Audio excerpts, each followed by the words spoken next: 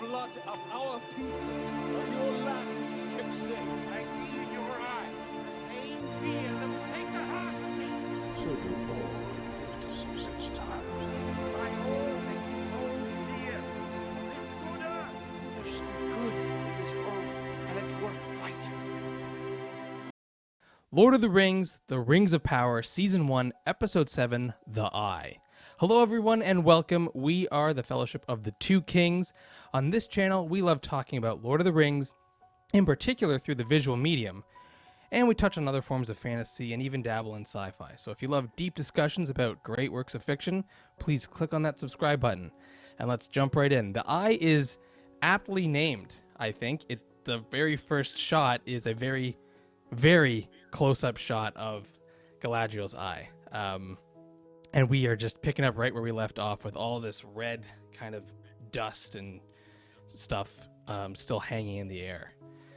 And I actually was shocked that we were going to jump right back into this scene. I thought we were going to let it breathe a little bit and go revisit the dwarves or something. But this is just a chaotic mess. I thought maybe we'd find out episode 8. What happened. I thought we were going to kind of maybe leave this and have everyone left in the dark about who lives, who dies.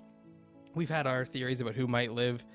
We know some characters have to live, and that's both a blessing and a curse because it means there's not as much tension when those characters are in peril. But it means other characters that are new to the story are. And so I was kind of wondering if we were going to have Theo be maybe left without his mother, or if Arondir might be gone from the story or something like that. Yeah. And even like this scene, like there's hardly anyone in it, right? Like we start with just Galadriel waking up after taking that smoke blast like full in the face from the last episode. And there's like nobody around. There's straight up no one on this road now. So I don't even know where everyone went, because I remember there being a lot of people still running around, and then they're all gone or dead. Yeah, it is like I'm jumping ahead, but it's relevant now. There is kind of a is Bronwyn alive or dead thing going on in the episode. Right. I swear at this, I have it open now. At like the 4:27 mark, you see Galadriel. And then there's a townswoman in the back, and she looks like Bronwyn to me. So I wonder. I don't know if this is an error or what, but she's the one. Is the one character kind of with like long brown hair and a dress. She's the only character that really wears a dress.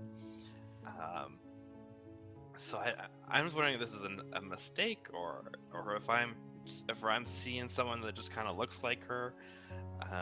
I did not catch this. I'll throw it up on the screen when this episode airs, because that's interesting. You can point it out with a question mark and say Bronwyn. Bronwyn. Actually, it's Tom Bombadil. Hey, does anyone think that maybe the Meteor Man is Tom Bombadil? Like, that's an idea. Is that an idea that no one has had yet? Everyone's like, oh, it's either Sauron or Gandalf. It's no in between. I mean, that would... It would actually make a lot more sense, because he's super confused. Yeah, he's confused, and he's naive, and he's childish, so I don't know. Oh, you're right. You're right. I'm looking at it right now. There's someone in the background. And it looks exactly like her. And she's like bending down and like trying to help someone. And then we just leave. You're right. And that's why I was confused, because you hear in the next shot, you hear in the next scene Theo calling for his mother. Yeah. And I'm like, well, she's just over there. She should hear you. But then they did nothing with that. So that's strange. Anyway, you're right. But it might not be her. Maybe it's just. No, but you're right. Like, so the thing is, we see that character, like you said. Then we hear Theo calling for his mom.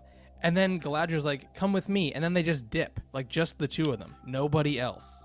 So, like, they don't even save... Like, Galadriel doesn't even try to save anyone else in this village. Right. I don't recall... Like, Bronwyn and Arondir would have been in the village at the time.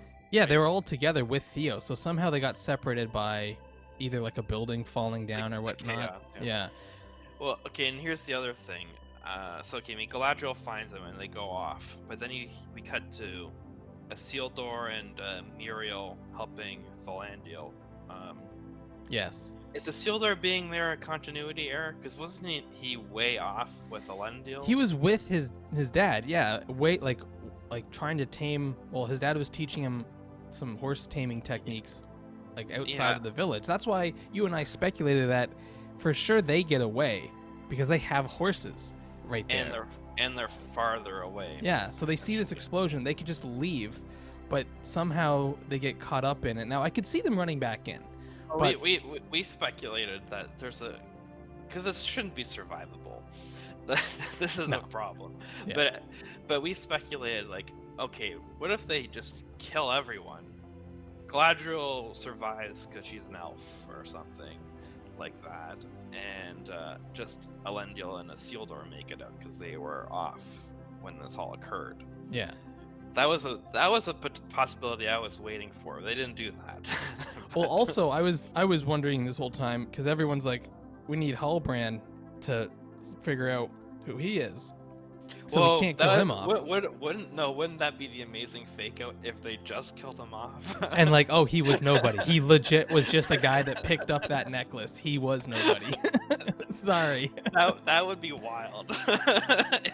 Or he could have been the king of the Southlanders, but the king of the Southlanders is dead. Yeah. That's because he's just a guy. Yeah. So yeah, I remember thinking that too. Like it would be crazy. How would I feel about it? I'm not really sure. It would definitely make people realize that they're wrong about certain aspects of the show. Yeah. Now we obviously get a death in this scene, like you said, and I don't know. It's not. Yeah, Antimo is. Yeah,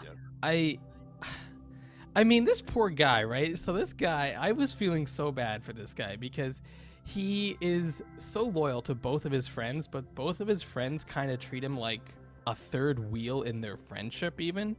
Like they both are like, you're my best friend, and this guy's like, well, what about me? Like you're just a friend, okay? You're just some guy. Even though my actions affect you. Who are you again? I don't even know who you are. Anyway, he gets the short end of that stick, his whole life basically, it seems. He then comes here and he's like, I don't even want to be a soldier. And Isildur's running around like fighting is awesome. And his friend's like, oh, you can have my spot. I don't even want to do this. I just want to like settle down and have a family, have a quiet life. He's got like a Sam Gamgee vibe going on with that. And he had a girlfriend back in Numenor too. Yep. So they kind of it's a little sad. Yeah. It's a tragic tale of not reciprocal friendship is what that is, and he ends up dead because of this. And that's just like we gloss over it, kind of. I mean, I know we've got some sad characters here, but at least they tried to rescue him. That's true. Well, and like Antimo is the, so it's like, who cares? Let's get out of here. Yeah, who's that? That's not an important named character. Anyway, I felt really bad. I mean, like this poor guy. It's frustrating to see how what they did to this character. I know he was disposable to them because he is not a main character, but like thinking back on how he was treated, it makes me almost more mad at like Isildur and his actions and like his lack of foresight into how his actions can have negative consequences for his friends. Yeah. Okay, and then we see after they've rescued Valandil and Antimo is we find out Antimo has died. They go to help. So Muriel, Isildur, and Valandil, they go to help villagers that are stuck in the tavern. That's right, and we kind of talked about this too before, where it's like you're running into these buildings and they're just gonna catch fire. Now, I guess it helps to avoid like a giant rock falling on your head, but yeah, you're gonna be potentially trapped in a building That like I thought the better idea was the people would try just running away once the volcano erupted, but that didn't happen. It seems.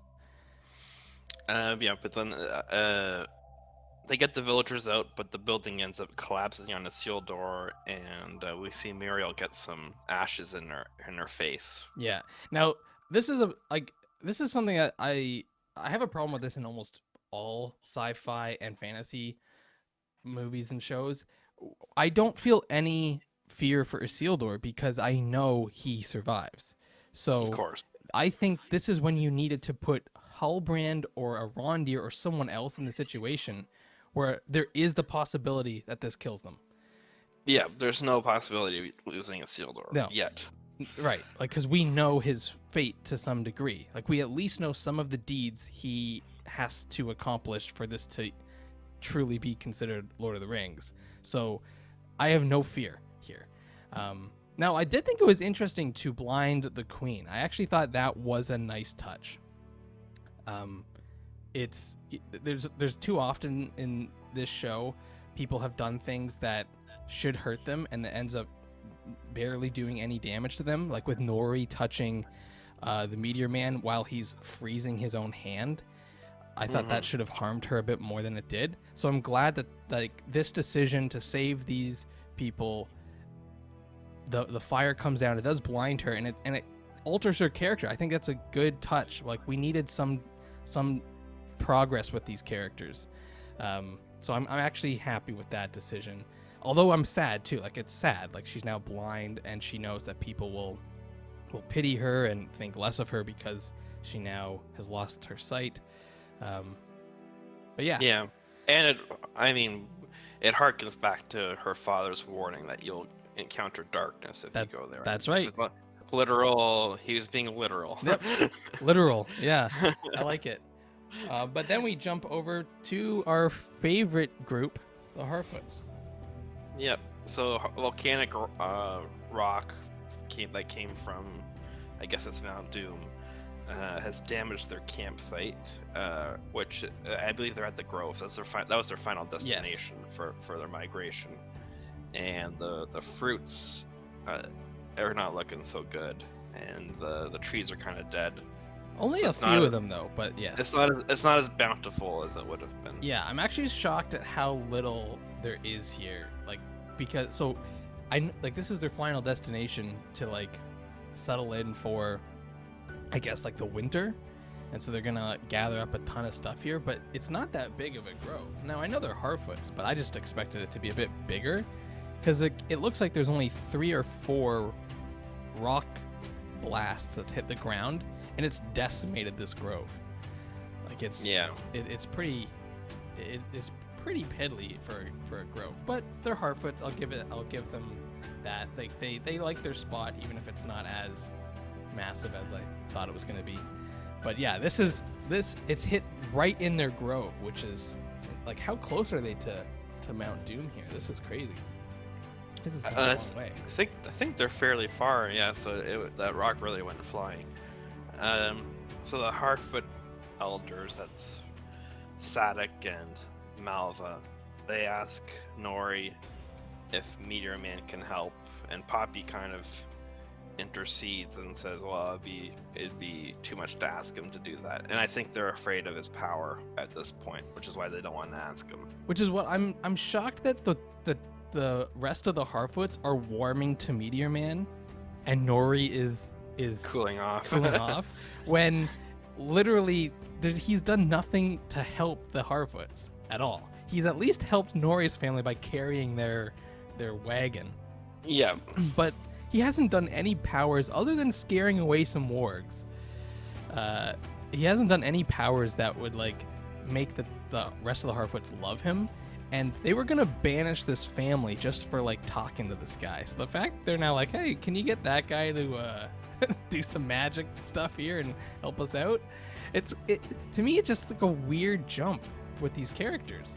Like I don't understand why they were so harsh against him before, and now they're gonna be like, oh, let's see what he can do. And honestly, he was gonna do it anyway. Like, he was already headed to that tree. He was already Right. gonna try something else. And that was the thing. Sadek says he's gonna go and ask anyway. And then we cut to Meteor Man whispering incantations to the tree. Was he doing that anyway, and Sadek just walked over to discover him doing it anyway, or did Sadek ask? and Oh that's why yeah. he was See, doing it? I took this cut, like the way they edit this scene, to be like, I'm gonna go ask him to do it, but he's already doing it, and Sadek just like kind of goes over like to say like encouragement, like, hey, that's great if you could help us out here or something like that. It is kind of weird though. Just like the way the Meteor Man like behaves, it's just very it's very just sort of like in his own little world, right? Like he sees a decaying tree and doesn't even like look around, talk to the Harfoots, just like goes up to it and starts like doing magic. And we saw this with the fireflies. We saw this with like when he first came out of the meteor, like with Nori. Like he still has yet to grasp like his surroundings before he like starts doing stuff. Yeah. That's why he's dangerous, which is why it's really foolish for people to get close to him when he's doing magic. Like how many times is this gonna happen? Just step back a bit, yeah. Give him some space, please. He needs room to work. And then we have some commentary about Sadek says he's whispering, and what's he saying? Sadek says that he's probably using small words so that the tree can understand him. And Malva says trees don't talk. And then Sadek says some do. So that's kind of that's a way of like, oh, I know what he's talking about. Well, when I heard that, I was thinking back to when Mary first is talking about Ents, and he's like, some folks say that the trees in the woods used to talk, even move, and it's like all creepy. Yeah, that's kind of what I was envisioning here. I wasn't even thinking about Ents necessarily, yeah, because the trees do talk to No, each you're right. other. You're right. I wasn't thinking they were Ents, but I would like that scene kind of has a similar like, yeah, not tone, because this tone is much more cheerful, but it's got that same like there's like these stories of trees talking and some moving, and like this is just an old folk tale that has been passed down. But this is actually the scene that got me thinking that maybe this is Tom Bombadil, because that's a notorious thing for Tom Bombadil to do. Gandalf doesn't talk to trees very much. He talks to Ents, but he doesn't talk to trees. Bombadil does talk to trees. It could be Radagast too. It could be Radagast, because Radagast also talks to trees, I believe, in the Hobbit movies. But yeah, this guy, and it'd be cool because we get to see like kind of a powerful Radagast versus kind of the bumbling one. Well, I like the Bombadil theory because then it doesn't matter. Because if it's Bombadil, he has no effect on the story. Because he can't. There's something there that other channels I'm sure will go into deeper detail, but nobody knows for sure exactly what the heck Bombadil is. But anyway, this magic spell, in the moment doesn't seem to work. It just sort of like breaks a branch off. Yeah, and it falls on Dilly, Nori's little sister, gets pretty close. Yeah. And Nori kind of jumps in to try to save her as the tree branch falls. Yeah, because Nori is starting to realize, like, hey, like, when he does magic, like, sometimes it is bigger than he anticipates, and... Yeah, be and careful. it sort of falls on both of them, but it doesn't really hurt them. No. And we get kind of like a real look of fear you kind of feel bad for the poor Meteor Man. The Harfoots all look at him with fear after that happens. And, yeah, and he can tell that he's not doing. He knows, he doesn't know much, but he knows that he's not being a great wizard right now. Like he's kind of struggling to actually make his magic helpful. He's helpful in other ways, like he's pulled their cart for them, but like he has not been a successful wizard yet, or magic user, because everything he does seems to also harm the people he's trying to protect in a little bit. So I do feel bad for him, because he's got like amnesia. He doesn't know who he is. He knows one thing: he needs to find that set of stars that he recognizes, Yeah. But that he doesn't even know. Like the Harfoots don't even know where to look. They think maybe going like further south or something like that to see the stars might help, but they don't know. Like they haven't seen them in hundreds of years or something like that. Right. I think we're cutting ahead there a bit, but that did make me think, because we hear about the Blue Wizards. They went to the east and to the south, That's right. and maybe when the wizards arrived, they were just given like a star map, told this is where you need to be. And this is an indication that he could be a blue wizard, and he's being sent either east or south, depending on wherever that star formation is. Yeah. Now I'm fine with a blue wizard as well. I actually think that's a nice touch, because the thing is, blue wizards, Bombadil, even Radagast to some degree, don't have a massive impact on the story. So I'm more okay with those guys, the Meteor Man being one of those people, than Gandalf, because Gandalf to me would be very strange. It'd be hard for me to accept that he both was helped by Harfoots and then just decides to go to the hobbits and let them think that they had no impact on his life. Like I would have assumed he would have at least told somebody, like Bilbo, about how the reason he hangs out with hobbits is because they helped him in the past or something. So it just, as much as it's a nice little touch to say, oh, that's why he goes back to the hobbits, because they helped him, but then he doesn't even tell them. Like he doesn't even explain to them the great deeds that the hobbits have done to him. So it's kind of weird if that's the case. But you're right. I think we are jumping ahead, because then we find Elrond and Durin talking to Durin. I guess I should use third and fourth there, but yeah, they're asking King Durin the Third for Mithril, and so Durin the Third ends up dismissing everyone, and he just wants to speak alone to his son Durin the Fourth. And Durin the Third says mining it is too risky. He won't risk dwarf lives, and he wants to he implies that the Valar planned for the elves to lose their mortality this way, and he wants to let nature take its course. Yeah.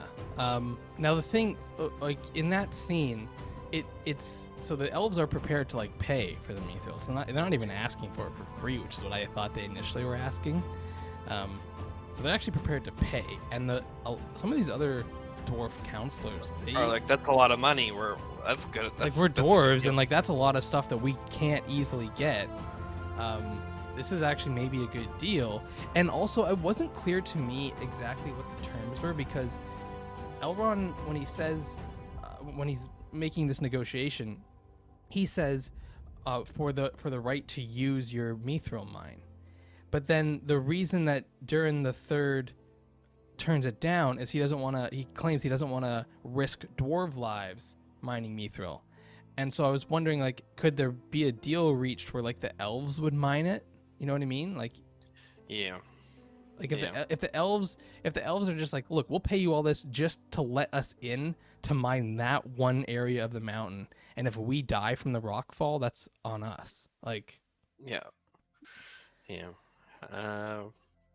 Yeah, good point. I don't know why the Elrond didn't push that. Like, we'll provide the labor and take on all the... Yeah, because like if the elves are already thinking they might die, like, I'm sure they're going to be the ones that are like, look, we're willing to take that risk on ourselves. We know, like, this is a challenge to get this much mithril. Well, I mean, you do wonder, maybe there'll be some... Because they did this in The Hobbit. They had elves fighting dwarves.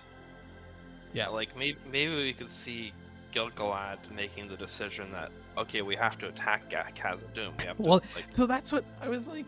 So in I've been mentioning this throughout our videos, but one that I've been getting closer and closer to talking about more is that I believe Elrond needs a massive falling out with the dwarves at some point to make him kind of jaded towards them. Now, people have actually commented on our videos saying that I'm wrong about this.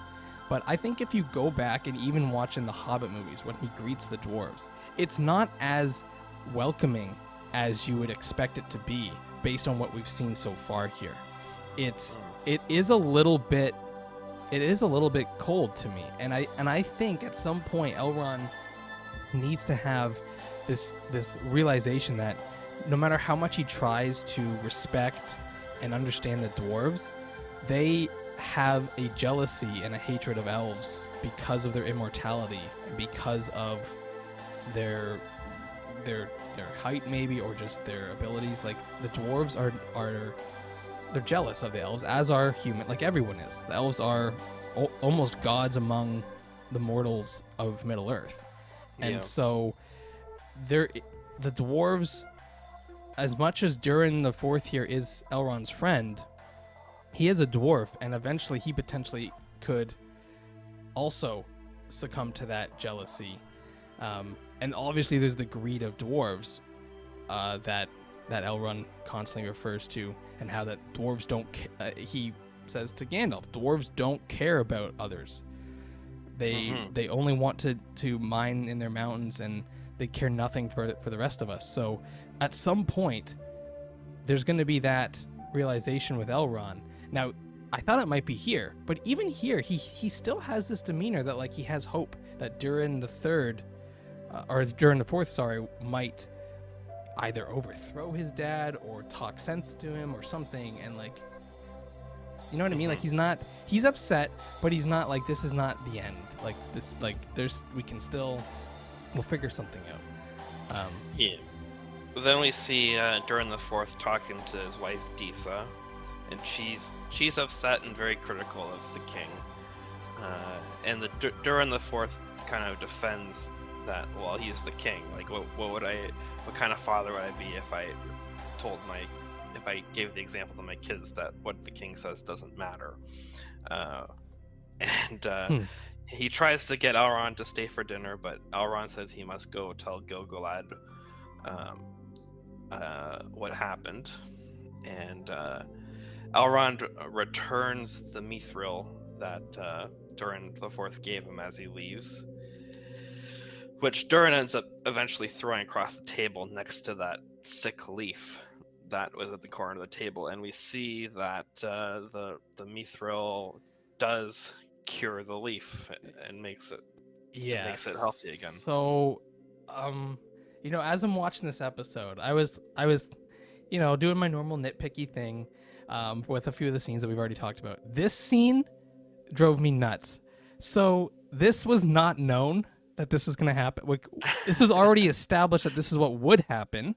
I assumed someone tested that theory. There's been no experimentation yet. They literally don't even know if this is going to work. And now that they know it's going to work, now Durin the Fourth is like, oh, now I have to help my friend because it's definitely going to work. Like, wait, you didn't even know it was going to work and you were already pushing this?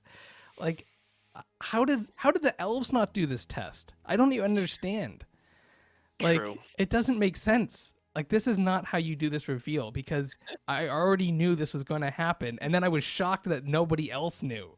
So I think a better way of doing this is for Elrond to show him here that it works, almost as like a last ditch, like, we're not making this up, look, and then he does it.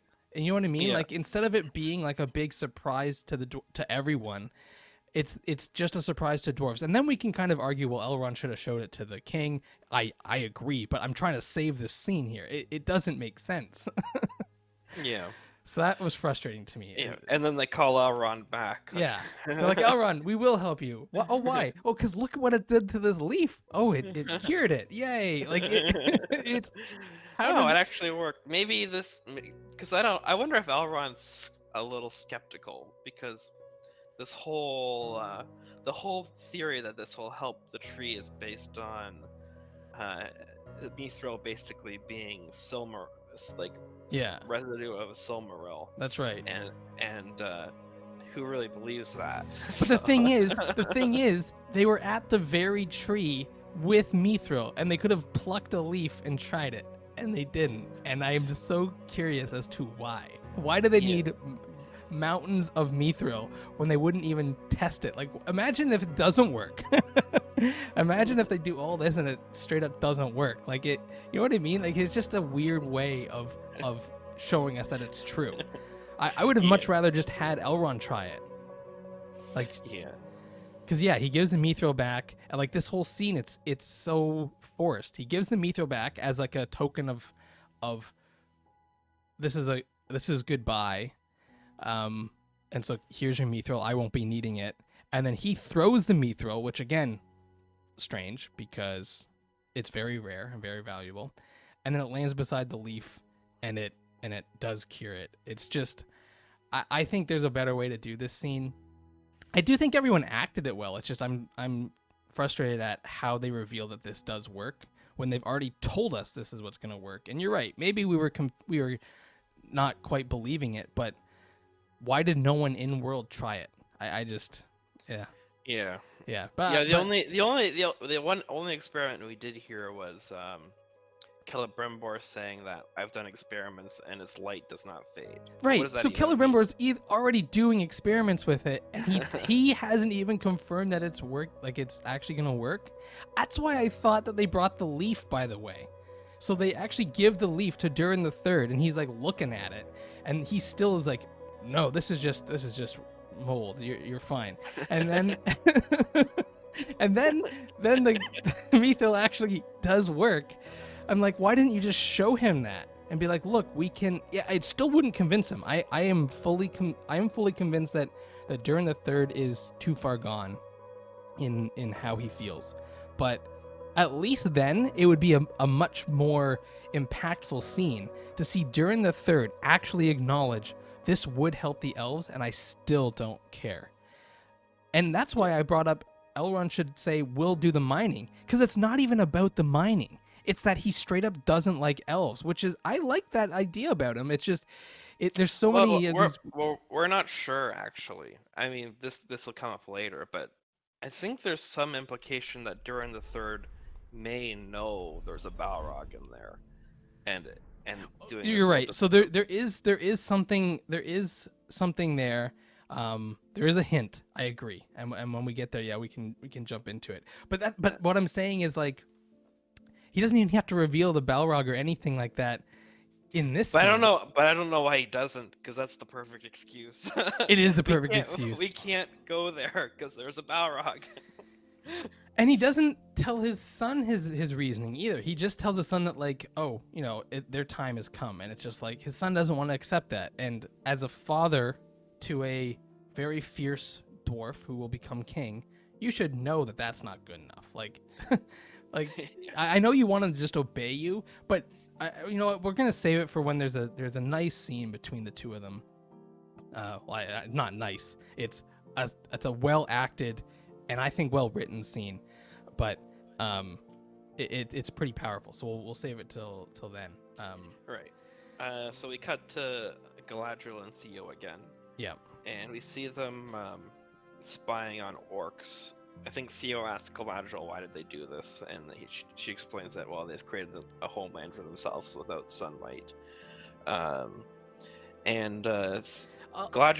Does anyone else realize that it's not even clear that the orcs did this? Like, these two, it's kind of a guess. You know what I mean? Like the mountain. That is true. Like, these guys did not see.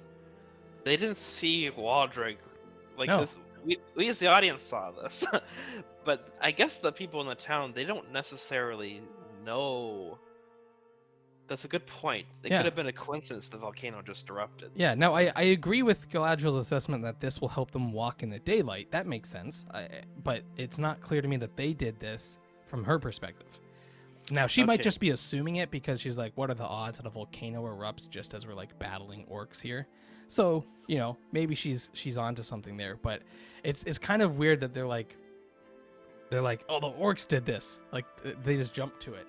When it's like, you're a town like near a volcano, and did no one ever say like this might be a bad idea? I guess they don't know about volcanoes maybe, but even the Harfoots know about volcanoes. Yeah. The Harfoots are like, oh yeah, there's tales of these mountains that spit fire rocks whenever darkness rises, and it's like, what? Then everyone must know about volcanoes. Anyway, Galadriel ends up restraining Theo from attacking, and it says that this land's lost. We must flee to the living. Mm-hmm. And then we see some of the other people fleeing to the living. We see the townspeople and the Numenorians. They're kind of gathering where there's less smog. There's still ash, like they're still covered in ash here, but at least it's not orange cloudiness. Like, Yeah, we see Valandil guiding the queen, so it's not clear that she's blind yet. but I it's actually gonna- thought they're both blind. Like, Mhm. but I think it's just her. But you're right. Like this other guy, he's kind of guiding her, but he just stares. He thinks Isildur is dead, right? So he thinks Yeah, his best friend is dead. and his other friend. Oh maybe yeah, friend. that other guy, that other guy that we sometimes talk to, he died. um, and I mean, Elendil ends up asking about Isildur, and there's no answer. And Yeah. then we get the "Where is my son?" Yeah. which is a callback from Yeah, from that- Theoden. yeah, and I was even like, oh man, if we turn this guy into like a Denethor or even like a grieving Theoden, I'll be sad. I mean, it's a nice character progression for him because you can't keep him as Aragorn for too long without making some changes there. But yeah, I like that callback. It was nice. Then we're back to Galadriel and Theo, and Theo asks if everyone is dead, and Galadriel says, like, don't worry, basically. Don't waste your time worrying about things that you can't answer. I think that's kind of what... I'm paraphrasing big time. She actually said it fairly eloquently, which was, I thought was like, okay, they don't have crappy dialogue this time. Yeah. but- No, this time actually I was pretty pleased with the dialogue overall. Yeah. And we hear that they're heading to Numenor's camp, which is above a ridge. Yep. And Galadriel starts talking about how, like, Theo asks how many orcs she's killed, and she says many. Theo says good, and Galadriel says that we shouldn't praise dark deeds because it darkens the heart. Yeah, now this is kind of a problem I have with the way that they've set all of this up. I know they've been slowly building this, and the fact that she is made friends with the Numenorians, she's made friends with Halbrand, they've talked. I can see where they're trying to go with this. Like this has been helping her come back from that rage-filled Galadriel that we saw at the beginning.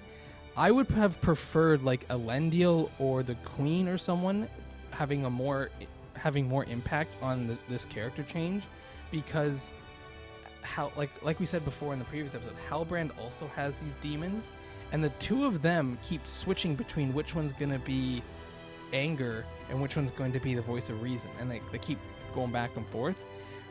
And that's why it kind of is weird to me that, like, literally Galadriel just saw an entire town decimated. She believes it was orcs, and so it would be right for her to feel angry about that, and yet now she's gonna say no, like, we shouldn't be happy about killing orc. Like, it just seems weird to me that this is the time that she's like gonna come down and be more reasonable and kind of understand where the orcs are coming from, that they were simply creating a land for themselves. Yeah. And then she gives Theo a sword. Yeah. Is there something that, like, I don't know if Theo is like the ancestor of someone that we know, but like every time Theo touches a sword, there's like this moment where it's like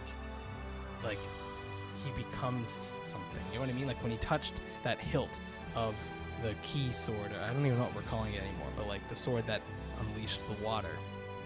When he touched that, we had the exact same shot where like, this is power. And then he does it with this sword. So I'm like, what's going on with this guy? Every sword he touches, he just is immediately enthralled by it. So I don't know if there's any significance there, but I guess it's pretty special to be given Galadriel's sword. She is the commander of the Northern Armies after all. So Yeah. maybe that's all it is. That could be it. Yeah, that would be cool. Yeah. So it's finally definitively revealed that Muriel has been blinded. Yeah. She says she can only see gray. and yeah, that to me was a callback. Well, not a callback, but her father's prophecy that Yeah. she'll see. No, I like that. darkness. I didn't catch that immediately. That's nice. I like that idea. Then we end up cutting back to the Harfoots, and we see Sadek sending the Meteor Man away. He says that the big folk can help him with the stars, and he comments that the Harfoots haven't seen these stars since they lived in parts unknown very long ago. Mm-hmm. And this has confused me a bit, because didn't that page get burnt? Or was Sadek just like, of course I have a copy of it, I'm just making an excuse not to. I thought so too, but then I thought maybe the Meteor Man, like somehow his fire didn't. So the fire and these magic users is very odd, right? So the fire burns cold, and some things don't burn at all.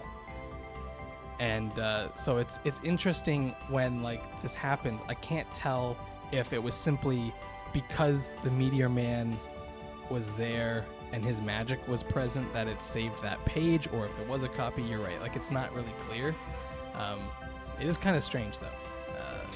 Right, and we mentioned this already, but that did make me think if he's going very far east, to go very far east or very far south, and he could be one of the Blue Wizards. Yeah. But that's sort of what I was thinking. And then as he leaves and Sadek walks off, we see that the tree is starting to, like a new flower just kind of blossom from the tree. That's right. And when can you miss it though? So the person I was watching with missed that, and so when we see some other examples of life returning, they're a bit confused. So you blink and you miss it, but yeah, you're right. As he walks away, a flower blossoms out from the. Yeah, you can't watch this with your face on your phone. Yeah, that's for sure. Anyway, we see Nori offer Meteor Man an apple, which he accepts. Now this is a long scene here with this apple. Is there something significant about this that I'm missing, or is it simply the fact that they are low on food and she still chooses to offer him an apple? Is that what it's about? Well, I don't know. Because like, did he maybe offer her? Am I missing something? Did he offer her an apple, or like, I don't remember that. No, I don't think. It could be the low on food, but I think they just want to have like a kind of a prolonged farewell without words. But it's not. It's the thing is like Nori, the past few shots we've seen, and it's a credit to the actress because she puts on a fearful face pretty well. Mm-hmm. But she has like, she looks like almost terrified of him. In a few different cuts we've seen during the last episode and this episode. That's right. And I don't know, because she's saying goodbye, but it's almost like, I'm glad you're leaving in a way too. Yeah, that's why I was kind of confused about this whole thing. And then we obviously get the really slow hand touching shot, which can be interpreted a number of ways, including a famous painting of God touching man kind of thing. I didn't think about that. That's interesting. Yeah, but like that's why I'm like, is there significance here that I'm maybe missing? Because I think you're right. I think they just wanted a prolonged goodbye, but because of how she's been acting towards him recently, it's unclear if she is sad. And I think she's doing a good job of acting kind of both. It's got a sadness to it, but also like I am afraid of you, so this is for the best. I wish we could have had adventures together. And she's also kind of coming to terms. I mean, and it goes more into this in the next scene. Yeah. But she's coming to terms that she's just a Harfoot, and she's kind of been humbled. Her delusions of grandeur have been beaten into the ground. Yeah. And then she says that she's talking to her mother Marigold, and she also mentions that she wishes that she had never met the Meteor Man, basically. Mm-hmm. Yeah. Well, because at first he was interesting, but it soon was realized that this is an incredibly dangerous person, even when he doesn't want to be. And at this point, I am actually kind of, it makes sense that, like, look, you know, this guy has some incredible power, and him just being near anyone, they're in a little bit of danger. I can actually see, like, this actually makes sense for me in terms of how she comes to this realization. She's seen so much danger caused by him. Yes, he saved them from the wargs, but even that blast, he didn't even direct it properly. Like, it kind of went all over the place and hit some Harfoots. Like the fireflies, the ice cooling his hand, and her I mean, that's her fault, but the fact that simply touching a guy as he's like doing magic could potentially freeze your hand off. I can see her being fearful of just being near him now. Like, it actually works for me. It's unfortunate, but it's a weird turn for her mom to make, because her mom is like, no, you did the right thing. Like, this is who you are. You wanted to help people, even though, you know, you didn't know who this guy was. You knew there was risks involved, but you still wanted to help. So it's a nice turn for the mom to make there, I think, just to say, like, even though I maybe disagree with you helping people, it's a nice thing. And I'm glad that you have these qualities that are maybe not as common within Harfoots. Yeah. So now we're back to Theo and Galadriel, and Theo asks Galadriel if she's ever lost anyone close. And Galadriel not only mentions her brother Finrod, who we knew would be the obvious answer to that, she actually brings up her husband, Celeborn. Yeah. Any chance we can just skip that and say we didn't hear it? Or do we have to talk about that? It's up to you.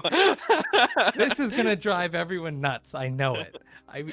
So the thing is, he's not dead. All right, this is a fake out for normies. This is clearly a fake out for normies. I don't know where he is, but he's not dead. And yeah, so she says he's dead. When I heard that, I could just hear all the YouTubers screaming about that. He's for sure not dead, guys. There's no way they did that. And she says that she never saw Celeborn again after. Right. So she doesn't know he's dead. She was just told. So she was just told he's dead. But it did also make me think. I mean, I agree. He's probably just not dead. He's just somewhere else. But it is possible for elves to be re-embodied by the Valar if they die, because it's happened to Glorfindel before, when he died fighting a Balrog. True. And so maybe you're right. Maybe that can happen. I actually have my own theory. Do I reveal it now? Should I do a separate video? You could reveal it now and then cut it into a separate video. I don't know. My theory is that Adar is her husband. Yeah, that's my theory. He was captured, tortured to almost becoming an orc, and somehow she's going to cure him of that, and they're going to get back together. Did she not? Why wouldn't she recognize? Because he's been tortured to, he's not recognizable anymore. I don't know. And he doesn't recognize her because he's just like he's suppressed. He does not remember the goodness of elves. That's why he hates elves now. I don't know. Or maybe he does know, and he's just like, oh, glad I don't think I got away from her. Oh man, she's freaking crazy. Better not mention it. By the way, I am your husband. Yeah, that's my crazy deep cut conspiracy theory that that's what they're setting up, because the fact that they didn't kill Adar, why is he still alive? That's where I'm like, because too much his blood has been spilled on his occasion. That's correct. The old classic, he's killed too many people, we can't let him die. So yeah, her husband, she says, is dead. This is another reason why she's been pushed to this hyper aggression against Sauron, I still maintain this is actually a good character setup. It's hard to come down from. We've talked about that, but the fact that she's had so much tragedy in her life, and she is a very unique elf as well. I can just see this. I can actually see how this can work. Whether or not they pull it off, that remains to be seen. But yes, so she says her husband's dead, her brother's dead. And this is also why I'm confused as to how she's so calm about what's just happened, because I mean, you can be calm in some situations, but you've literally just seen what you believe is orcs blowing up an entire town with a volcano. And she's not like seeking vengeance as much as she has been in the past. And that's why, like, to me, it's a little bit like weird that turn happened the way it did. I would have preferred more scenes with some other characters that help her realize that you can't just solve problems by killing orcs. Like, that's just not how you should conduct yourself. Yeah. And she talks about, and I'm thinking about this in hindsight as a callback, but she says that Celeborn's armor didn't fit him properly. Yes. And that's Faramir said that about his armor when Pippin has his armor, right? His childhood armor. Pippin says That's it's right. a little big, and Faramir says it never fit me properly either. And I've always wondered if that it literally didn't fit, or if he's just saying Boromir was more the warrior than me. That's what I interpreted that line to mean. But now that you mention it, it's not literally didn't fit. No, because okay, obviously it literally doesn't fit Merry. Pippin. It literally doesn't fit Pippin, but it figuratively didn't fit Faramir because he does not like fighting, and there is a bit of he's almost a better version of both his father and his brother in that regard, where he is a capable warrior, but he doesn't enjoy it the way they did. And so that's what I think that line means. But now that you mention that, I actually like the idea of having Faramir potentially being kind of metaphorically tied to Celeborn, because that is one way. Like, we need to find a way to bring Galadriel back to being what we know her to be in Lord of the Rings. And the only way to do that I can see is to have someone like Faramir be able to talk to her in that way. And so if you have Celeborn come back somehow, he might be able to bring her back, and that's also would give. I mean, that would provide the character turn we need, and it would provide him something to do. So this is one thing that people make fun of. If you've seen these memes, they'll show the scene where Galadriel first meets the Fellowship, and they're like, this guy has nothing to do, and it's like an arrow to him because he's married to the most powerful elf. But maybe he's keeping her from going crazy. Maybe that's what keeps her from unleashing her power, and that would actually be a nice way of showcasing that there's deeper meanings to some of these relationships than we initially give them credit for. So, this is a long way off. We're only in season 1, but if that's how they bring her back, it actually might please some fans, even though they don't want it to. Now, I know that this doesn't happen in the books, though, so that's why people are going to be mad. Like, he's never presumed dead in the books. But then we get a nice little homage to the hobbits hiding under a tree root. Well, I wanted to mention that Theo blames himself for all these events, and Galadriel says not to blame himself, and she consoles him, and she actually kind of talks about what I interpret as like predestination, like everything's written in advance. Yeah, it's got I mean, it's not the same words, but it's got that whole Gandalf vibe of Bilbo was meant to find the ring. Yeah, and then we hear orcs, and they I think that "What Do You Smell" is also a callback. Well, that's where I was saying what And then he he says should ash, say. nothing but ash. See, I was like literally he's gonna say, "What do you smell?" Man flesh, and then I'm like, "Oh, they're gonna be a battle." They don't smell anything. What's going on? Like, also, I just want to point this out. Theo draws the sword a little bit, right? And it makes this like slicing sound. That doesn't happen. That's just a sound effect they add in. So the fact that they use that as a plot point to trigger the orcs to come over here, I'm like, why? It doesn't make sense. The smell makes more sense. But then they could just say like it's too hard to smell with all this ash and then leave. But instead they have Theo draw a sword randomly. The sword makes a sharp slicing sound, which is not a real sound that happens when you draw a sword. And that's what triggers orcs over. It's just all weird. So like it had a nice setup here, and then it's just really weird how they handled it.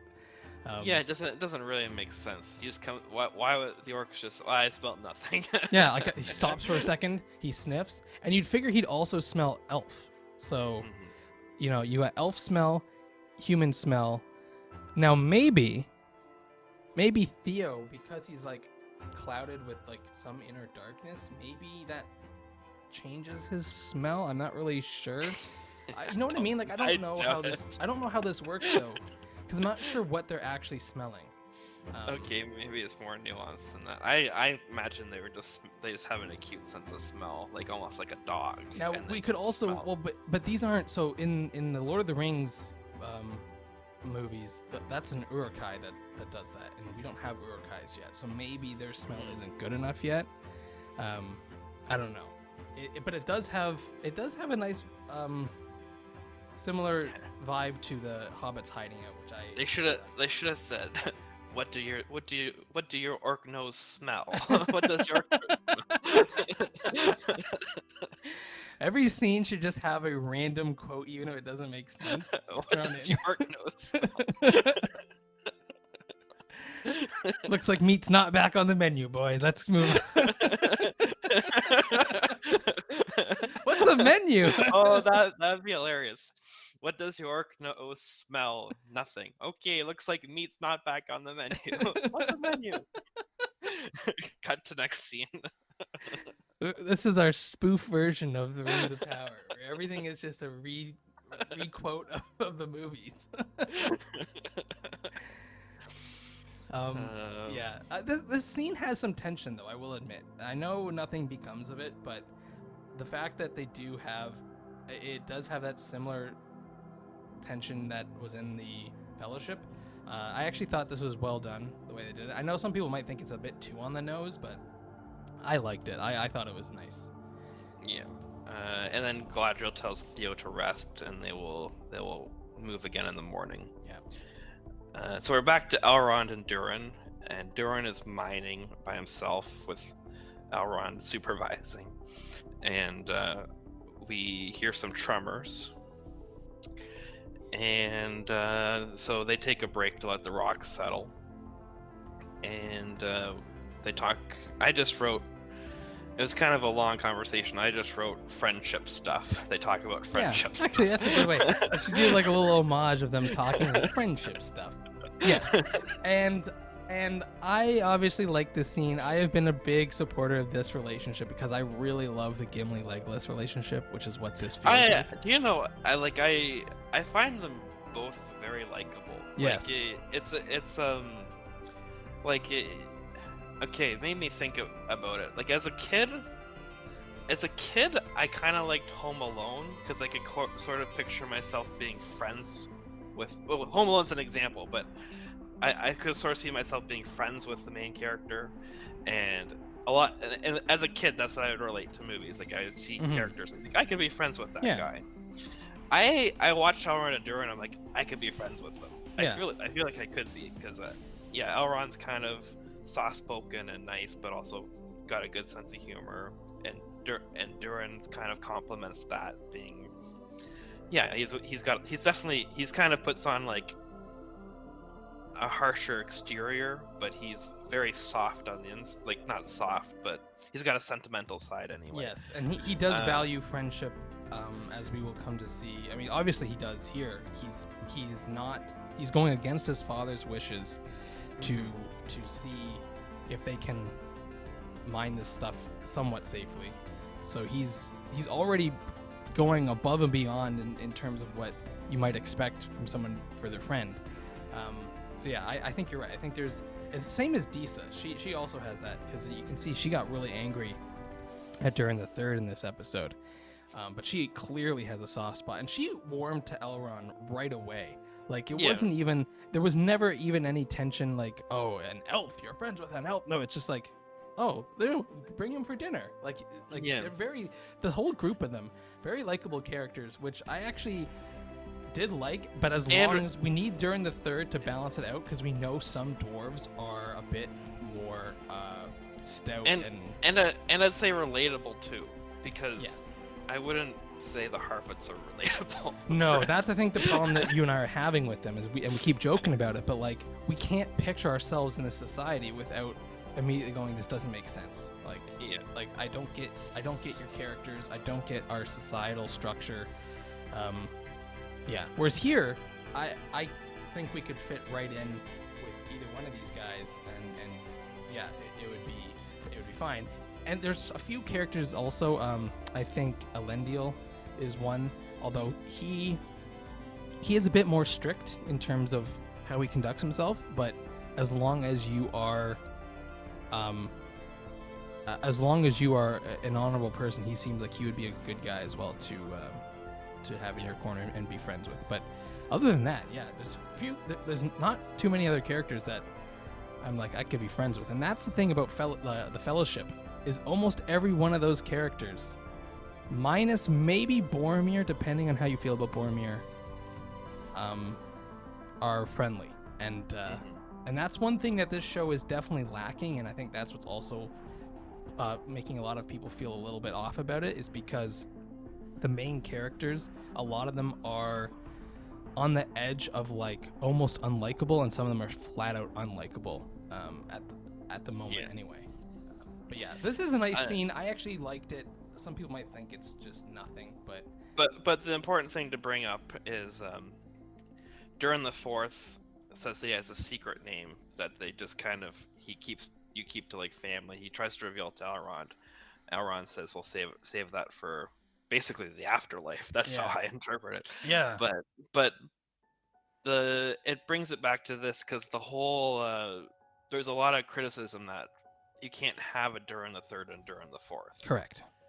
And because the Durins are reincarnations of each other, and it's fairly rare to name someone Durin. It's like a very special honor to be named Durin.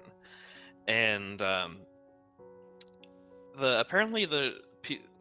people were criticizing that. Apparently the showrunners actually responded and saying that it will make sense in the end. Oh, so I thought it already made sense. So I actually already have a way it makes sense to me, so I was fine with it. Well, it wasn't your idea that Durin the Third was a ghost and he was more of an illusion. Well, that was my first idea, but no, I have a new idea. That was my first idea, is that, yes, he was a ghost, because no one else saw him except for his son. So his son would enter his room and talk to his ghost dad, and like everyone knew that Durin the Fourth was king, but except for Durin the Fourth.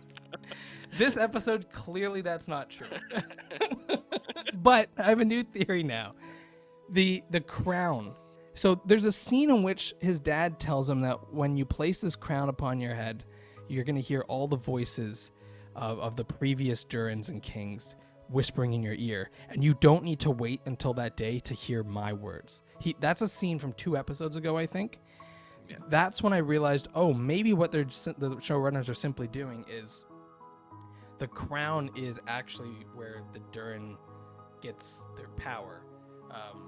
So that's how they are able to be reincarnated, is through this crown. So when you wear the crown, you almost become Durin, whatever character you want to make that out to be. And that's also why. Okay, so this is a really deep theories that I have that I don't know how to articulate them very well. But essentially, I've been saying that Elrond needs a falling out with Durin to really bring home that Elrond doesn't like dwarves that much anymore. And I was wondering if when Durin the Third dies and Durin the Fourth puts the crown on his head, he becomes a different person. Okay. So that's my crazy theory, and then that is what triggers Elrond to be like, okay, there's no helping these crazy dwarves. But we're not there yet. That's just a crazy theory. As for right now, you're right. There's a inconsistency. But I with the do lore. wonder if the secret name means that like they're not really Durin the Third and Durin the Fourth. That's just what they present to the outside world. They really have completely different names. Sure, and I'm fine with that. I mean, are you good with that explanation? If that's what it is, because Sort of, but my one problem would be that it would be the. I mean, we'd be. I feel like it doesn't work in the sense that how is it written anyway? That's the question. Like, are we looking at Middle Earth as Tolkien wrote it as like a history book, not specifically Lord of the Rings, because that's Frodo's perspective, right? Yeah. But like the lore that mentions the Durins, is that from the perspective of like some historian? oh, I see. Who wouldn't know that wasn't really Durin the Fourth? You're right. Or is that I don't know. I think Yeah, I hope and people the know what I'm thing trying is, to get how at. much like I don't know how often. So obviously, everyone uses it to some extent. This whole unreliable narrator, everyone uses that to help set up like big reveals. But I don't think Tolkien uses it nearly as much as someone like George R. R. Martin does. Okay. So I think it's more like, now I've tried to argue this before, that we only know what hobbits would know, similar to like we only know the mythology about certain aspects of like the Norse or the Greek cultures based on what we read. There might be a whole bunch that has just been lost. And so that's how I always read Tolkien, was that here's what we know, and we don't know anything that's not mentioned. It's not that it doesn't exist or that there's not more out there. It's just that we don't know, because we only have what was written down by whoever wrote it down. Now, in terms of the Durin thing, from what I can gather, it's not even that Durins are just always reincarnated. It's that when dwarves need a very powerful king, that's when the Durin gets reincarnated there. And I just don't know how it works, because like, how do you know that it's Durin when you have a baby dwarf? You know what I mean? Like, Yeah. like does it would come have out to and be like? Yeah, it would have to be a name that you almost get assigned later. Like, Yeah, that's what I was kind of thinking too, is that like you're born, you become king, and then when you do great deeds, they just claim you were reincarnated from a previous Durin because you've done so many great deeds. But again, like I said, it's really hard. Everyone has their own way of reading this, and I don't want to tell anyone how to read Tolkien, because like I haven't even read all of Tolkien. That's just how I like to read it, because honestly I like some mystery, so I don't even want to know all the things. I kind of like leaving some things as a mystery, because I like kind of being present in the scene and like, what do these characters know? It's harder with Rings of Power because there is so much lore that they are either changing or skipping, that it's really hard to know exactly where we're at. And I think that's another part of the problem, is that they touch on things and they don't go into enough detail for a lot of the hardcore fans to explain what parts of that lore are being left out. The Durin thing, though, never really bothered me too much. I did like my Ghost Dad theory, but that's gone. it would have been interesting if they did it that way. I actually, as a storytelling idea, that's kind of an interesting way. It would have been interesting. I thought it would be kind of neat that he was reincarnated, but then it wouldn't make sense that it's his dad. You know what I mean? Like, the Durin the Third can't reincarnate unless he dies before his child is born, like within that. And maybe he did, and that might be a cool story to tell as well. But alas, we get a very angry Durin the Third. Yes, well, yeah, so Durin, they continue mining, and then he busts a hole open into a whole new cavern, and there's Mithril inside there. And my initial thought was, You know, it actually really does look like a root system. It The way does. that the Mithril's there. The So elves were right. that goes to the tree story. And then Durin the Third appears and he's not happy. He is not happy. Sees the elf. Yeah.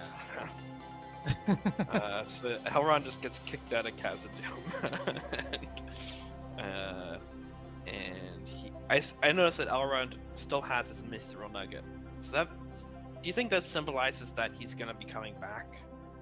Because he gave it back yeah. to Durin when he was never coming back. But then, I mean, he could just be he never had a chance to give it back. But No. You're even if he didn't have a chance to give it back, you're right. The fact that they make him, they showcase that. You're right. That is definitely something. I like that idea.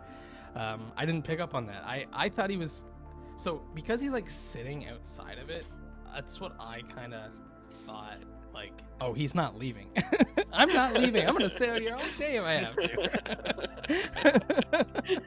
to. That's sort of what I kind of thought, but I like your idea better. Yours is a little bit more nuanced, and it has a little bit more storytelling to it than mine is a little bit like, well, he's just gonna sit on this rock. Because he does. He like gets kicked out. He goes and sits on a nearby rock, and he's just sitting there. And I'm just like, oh, okay, he's not leaving. That's cool. I thought you had to go tell your king that this is not happening. But I like your idea. The fact that he still has that mithril, and the fact that he knows of how much it is, this could also lead to your other thought that this triggers an elf-dwarf battle. Because now Elrond knows how much mithril is there. There is enough to cure all the elves, for sure. It's not even a question. I mean, yeah, if there's like a justified, I mean, not saying it's a justified war, but if your race can like take this mountain and it saves them, you're gonna do it. Of course you're gonna do it. So I can see Gil-galad just saying, okay, well, we're gonna have to just take Khazad-dûm by force. But this gets to my kind of question. Like, I'm still confused as to elf, like elf death or elf like going to Valinor. Like, oh, it makes no sense. I don't know. So they're worried about dying, but if they go to Valinor, is that dying? That seems to be a reward as well as death. It's unclear. I mean, I don't understand the mechanics because I think they're kind of mysterious anyway. We don't really know. Right, and it's also mysterious in Tolkien's actual writing. So I'm not even But looking at that. But I guess the idea is Valinor is going home, but I don't know. If you die in Middle Earth, you're just dead though, or do you end up in Valinor? Okay, Yeah, so you the don't idea is get that into Valinor. So the idea is that we're gonna just have to go. But why would the elves have a problem with being okay? I guess we're just gonna all go back to Valinor. Right. now. That's where I'm. So I'm literally able to suspend disbelief for a lot of this stuff. But then I'm like, okay, but the elves need to explain to me why they don't want to go to Valinor when that's what they've always wanted to do. And somehow doing good deeds, the king will grant you passage there. But now you just have to go because your light is running out. So I just don't get the hang up here. I'm trying to figure out, like, and I don't want to have to turn to Tolkien, but even if you turn to Tolkien, it's not clear because the show is different. I just wish the show would have a scene where the elves are talking about like why they need to stay. They claim like they need to help Middle Earth, but like is that enough reason to fight dwarves, to kill dwarves, to take a mountain, simply to stay to help Harfoots or something? You know what I mean? Like it doesn't make sense from the way the elves have established themselves already. So it's just unclear exactly their motives for trying to stay. And Elrond is sad that his father is in Valinor. Like he cries about it, that his dad is essentially dead. And so that's when it gets like really confusing. And like, did Galadriel not want to die and that's why she jumped off the ship? Like, you know what I mean? Like, there's all these things that are like not quite clear, and maybe the show's never going to explain it and just say this is how it is, but it is one thing that's holding a lot of. I mean, it would sort of make sense because he's in Valinor, but also means like I'm not going to see him for a really long time, so you would still be sad. Like even if you take like, let's just say let's go from like a Christian, because Tolkien was a believing Catholic. He would have believed in heaven as an afterlife. So like if you like earnestly believe you're gonna go to heaven when you die and you're gonna see everyone again, you wouldn't necessarily be sad if someone died, because you're gonna see them again anyway. But you're still sad because that's just a normal reaction. So the idea of your dad being in Valinor could still be sad from that perspective, because you know you're gonna. So a Christian would be, a Tolkien would, for instance, would be sad if his dad was dead, but he would still believe that he's gonna see him again when he goes as well. So Elrond is sad he's not gonna see his dad, but he knows he's gonna see him again one day when he goes to Valinor, I guess, or even potentially longer, because he's not. Elrond's immortal. He can stay in Middle Earth. He may not see his dad for a very, very, very long time, but I guess that's what I'm saying. Yeah, but I guess I mean, like, and I agree, and I don't want to get too deep into the weeds here, but because they're elves, we've already established that like they don't care about the passage of time as much, and the fact that he could just go to Valinor. I mean, I guess he can't just go because you have to do a great deed, but you know, the fact that he might be going to Valinor now. I guess what I'm worried about is like, are the elves afraid of going to Valinor, and that's why they're hesitant, or not? And it's fine if they are. I kind of like it if they are, because then they, you know, the elves that are here in Middle Earth, they don't truly. I mean, they probably believe it, but they're not like 100% sure. And they're like, oh, maybe, you know, maybe it's not like we claim it is. Maybe Valinor is different, and you don't actually see, you know, your loved ones. They're there, but maybe you can't talk to them or something like. So maybe there is a sadness there. It's interesting to think about. I just wish it would give us a bit more of a hint of the elves' mindset on this, instead of having us kind of try to puzzle it out. That's just. I wish there was a little bit more of that. And this is the kind of world-building stuff I was saying that the Harfoots are problematic at doing when they talk about their culture. It actually kind of wrecks the image I have of Harfoots. The elves, we just don't get enough of it. Even the dwarves, I wish we could talk to the dwarves more about their, like, they have some cool sayings here. And I wish we got more. But for now, we just have to go with what we've got, and we get an amazing scene here between the two Durins. Yes. Yeah, they're speaking. Yeah, I'll let you cover this. Well, I will say, I think both these actors do a tremendous job here, and I think we get some of the best character progression in the show so far from Durin the Fourth here, because it starts out kind of civil, where, you know, he's simply talking about how, you know, there's a ton of mithril there. I can mine it safely, and, you know, there's no reason that we need to turn our backs on allies. Like, that is not a dwarf. That's not what dwarves should be doing. And this is where I think you were kind of mentioning that there's a bit of a hint. I mean, maybe the hint is earlier as well, but like here it's pretty clear that we could mine this mithril. What is the hang up here? Yeah, and Durin the Third is it's still super easy. In fact, we just found a new cavern with like more mithril than you could ever imagine. Yeah. And... Now, I guess real quick before we get further into this conversation, when Durin the Third discovers Durin the Fourth and Elrond mining that cavern, they kick out Elrond. They then bring Durin the Fourth to this conversation, and Durin the Third says, "Seal it up." Mm-hmm. Now, this is where I think I think this is what triggers your senses there, saying there's something up here, and I actually didn't catch it at the time. I thought he was just enraged and just was saying seal it up for spite. I wasn't even thinking about what he might know.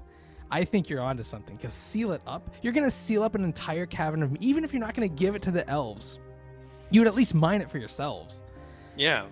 But he says seal it up, and it's a gigantic cavern of mithril. And I think you're right. So I think he knows something. And this is where it gets frustrating. Just tell your son what even if you're not going to tell Elrond, tell your son the trouble. Because the son makes a good statement here where he's like, you tell me that I'm going to do great deeds and I'm going to be a great king, but you literally undermine every idea I have. Unless you have the idea first, you never let me pursue what I think is the right thing to do. Yeah. I think that's a really powerful statement, and it's one we kind of get it a little bit with Faramir and Denethor, but not to this extent. That's a little bit more of a hatred there. This is more of a love, but like it's a frustration that you treat me like a child, yet I am heir to the throne here, and I'm a grown dwarf. Like I have ideas that are worthy of pursuing, and yet you shut down every single one of them for no reason. And I get the frustration here, and I really appreciate it. And then there is a line here that really sets off during the third, when during the fourth says that Elrond is basically a brother to me, as if he came out of my mother, and that just sets off during the third. Like, how dare you? Because to him, this is like almost like an ultimate this is almost like a word you cannot say. You cannot say that your mother gave birth to an elf. It both essentially cucks the king in a way at the same time as it is an elf being born to a dwarf, which is a bastardization of dwarves. It's like the very idea that Elrond could ever be a brother to Durin the Fourth just completely outrages the king. And so we had a lot of good moments here from Durin the Fourth, saying like, you don't appreciate my ideas, you don't even trust my ideas. Yes, I've made a few mistakes, but who hasn't? Let me make some decisions that I think are right for our people. He's doing great. And then he throws in the brother line, and that's when we get really good acting here from this guy playing Durin the Third. Like, how dare you? He is upset. It's amazing, and I don't quite understand the significance of removing that necklace. I think maybe that's the sign that you're the heir, and he's just disinherited him. Yeah, so that's what I was kind of thinking, but like, they didn't make it clear enough. However, to me, it's already kind of clear, like with the how dare you say, like, how dare you speak ill of your mother like that. You can see the anger. The king goes from anger to sadness as if he just lost his son. The actor portrays this so well. Like, the how dare you, he is really pissed, and then his face, it changes in a blink of an eye from anger to his son to, as his son keeps talking, the anger just goes to sorrow. Like, I've lost my son. So the king believes his son is essentially dead, and now I think we are kind of setting up a Faramir Denethor type relationship with this, which I don't want it to happen because I like these characters, but it's a powerful statement. He rips this necklace off, and then when he goes to pick it up, he says, "Leave it. It's not yours anymore." That's powerful stuff. I think this is great. We already talked about the dwarf Durin stuff. Maybe it doesn't make sense, but if you can just forget that for a second and appreciate what we're seeing here, I think this is good. This is a good story. And next episode, I want more. I want to see what's happening here. I don't like the Harfoots. I can kind of take or leave them a little bit, but there's some stuff going on here that I want to know more about. So yeah, the king walks away in basically in a state of sadness that he basically has disinherited, like you said. He's lost his son. It doesn't seem like he's disinherited, because the way that Theseus talks to Durin the Fourth later, that's why I was kind of confused about what the necklace represents. Sure. But I kind of like your interpretation. That's what I initially thought too. Whatever it is, though, the fact that like the necklace clearly is meaningful because Durin the Fourth picks it up, so it gets ripped off of him, and he says, "Put it back down." Yeah. Yeah, and he says, "Leave it. It's not yours anymore." So whatever it means, I don't even need to know what it means. I know that it's meaningful to both of them, and the fact that the king is basically saying like, you can't wear that anymore. Yeah, so that's a big scene to have, and then we're gonna get to some Harfoot stuff now. Yeah, we see that the grove is flourishing after Mirror Man's magic. Or maybe it was that he left. Anyone ever think of that? No, I'm just kidding. I didn't think of that. I didn't think of that. That's interesting. Maybe him leaving. You could see Sadik and Malva thinking that though. Yeah. Look, Sadik being like, "Look, I sent him away, and everything grows again. I did this." That's literally how mythologies are created. So like that's what I kind of first thought that they were gonna do, but I feel like what we're supposed to take away from this is that it worked because we did see it working when he did the magic to the tree. Yeah. I just thought it was kind of funny that he leaves and then it happens. I guess it took a while for the magic to work is all. But yeah, we got a full grove here. Everyone is saying that they have plenty of food now. They can make like applesauce, I think someone says, which I guess is you need a lot of apples to make, so they have enough to make applesauce. Yeah, lots of food. We see them putting them into the carts, like they're storing it for the long term. Yeah, like they're kind of like little squirrels. They're like gathering this all up, putting it in their little carts, and I guess they're gonna like hunker down for the winter.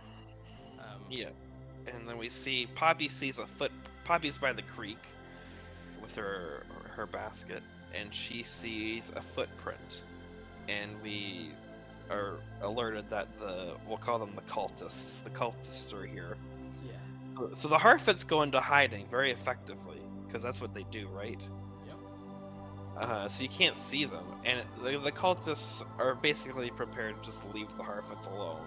They're like, okay, well, they're hiding, and we're on the Meteor Man's trail, so let's just keep going. Yeah, like we don't care about that.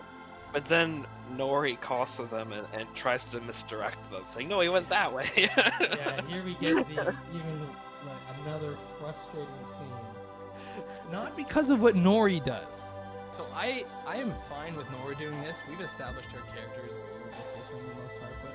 It's how they call it. Because they come in to defend her, when you would think they would more likely be like, "Good, God damn it!" We've heard that they just leave people to die. So yeah. They murder them by taking their wheels on occasion. That's right. So the fact that they were already going to kick Nori out of the caravan, and then they're like, okay, we won't kick out the entire family, and we're not going to kill a little child, but no more mischief. Nori goes and does this, which it's not even so. I'm okay Nori being a bit of a goof here, not understanding, but these cultists aren't guessing, okay? They can sense the Meteor Man. They know where they're going. Nori saying he went over there does nothing. They're never going to believe it. They can sense the magic trail that he's leaving behind him. So Nori's like, oh, he went that away. And it's like, the cultists then do a teleportation spell, which is crazy.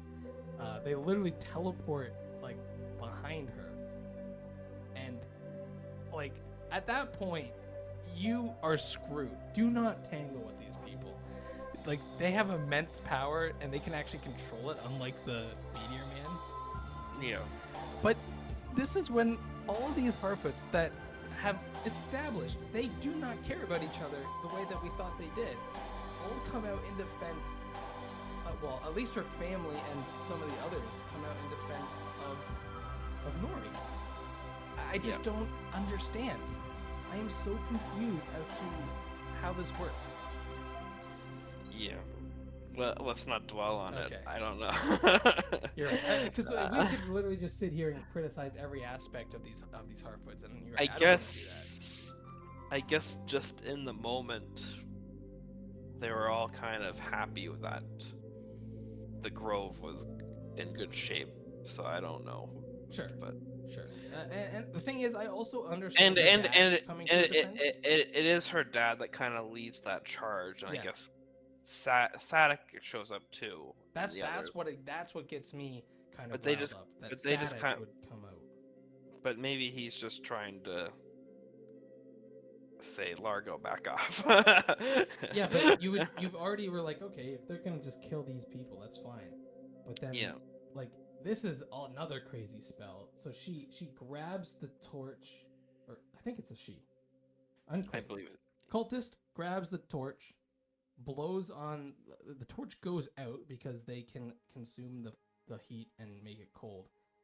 She then blows the ashes and it ignites every single cart in the Harfoot camp. Yes. Which it's really sad. Okay, I don't love the Harfoots, but like this is harsh. I now hate the cultists. All right, I didn't hate them before. I thought they were just kind of weirdos, misguided maybe, but like now I don't like them because these Harfoots, yeah, they're goofy, but like leave them be, right? Like they didn't do nothing. Yeah, Nori tried to like trick you, but she's a simple Harfoot. She doesn't know anything. Instead, you're basically gonna say, okay, screw these Harfoots. We're gonna kill them. We're not gonna kill them. We're gonna just burn all their food and let them starve. Like that's Right. that's horrible. But I mean, I feel like it's not it's difficult, but what would prevent the Harvest from just building new carts and replenishing? The Grove had a lot of food, so maybe they're okay. True, and I like that's kind of what my mindset was. Like it sucks that you had to go through this, but like you do have hopefully enough food. I just don't know what we're supposed to take away from this because there's a few lines here coming up. Actually, I don't know if they're here yet. I think we go back to Numenor first. Yeah. Yeah, So back to Numenor and then we'll come back. so we see Elendil. He can't control Beric, and he ends up. No one can control Beric, and I felt like Beric must know Isildur's alive. We can't leave him behind. That's sort of what I was, and I think I've seen people already having a comparison between this and like Aragorn's horse situation, where Oh yeah, the horse went and found him. Yeah. Which I like. I think that's right. I will say also, Elendil, the actor here, do a phenomenal job acting with a horse. Like, good on you. That's hard to do. Like, that's a real horse. Yeah. So this actor has to do acting plus control this horse. Like, yeah, this is awesome. So yeah, I mean, Elendil decides, okay, we'll let Beric go, and we can leave him behind. He doesn't want to come with us. It's okay. Yeah, there's some sort of cultural thing here where like, because like Now he this says, like you're coming home, and then they're like he won't go, and then it's like okay, we're gonna release him. I don't know if they've done a good enough job setting this up. I know we've had some scenes with these horses before. It just I wish like we had a little bit more backstory as to like other than just Elendil saying like he learned some of these tricks from his wife. Like the entire Numenor army seems to have these connections to horses as well, to some degree. So this is something from the lore apparently that they broke in this. Okay. But apparently Numenor, they have a huge affinity for horses, but they do not use them in battle. Oh. They will never like horse riding is purely leisurely. It's not used for combat at all. They as a rule they won't bring a horse into battle. I think they're too revered. They wouldn't put a horse at risk by bringing them to war. I think that's the idea. So this is something that they've changed. I see. Having them fighting on horses. It is one, and it's actually something that it doesn't wreck it for me yet, but like I can see the problems cropping up even within just the Rings of Power, which is Elendil has this immense connection to his horse, and he's trying to teach Isildur the same, and then yet, like you said, they bring them into battle. Horses are at immense risk of being struck in battle. It's almost easier to hit the horse than the rider. So the fact that you have these connections with your horse and then you bring it into battle where it's at the most risk, I can start to see even within this show problems of consistency within the culture of Numenor. It's not quite there yet for me because I haven't done enough of the horse Numenor culture overlap to really bring it home. But yeah, I can kind of already see it happening. Yeah. And then Elendil basically says he regrets meeting Galadriel, says I should have left her at the sea. Yeah, we get this weird thing. So I actually was I was actually not happy with Elendil here.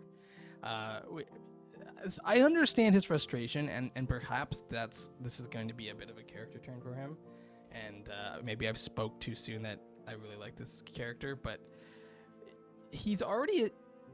we've already established some of Numenor's culture, and the reason he saved her is because the sea is always right.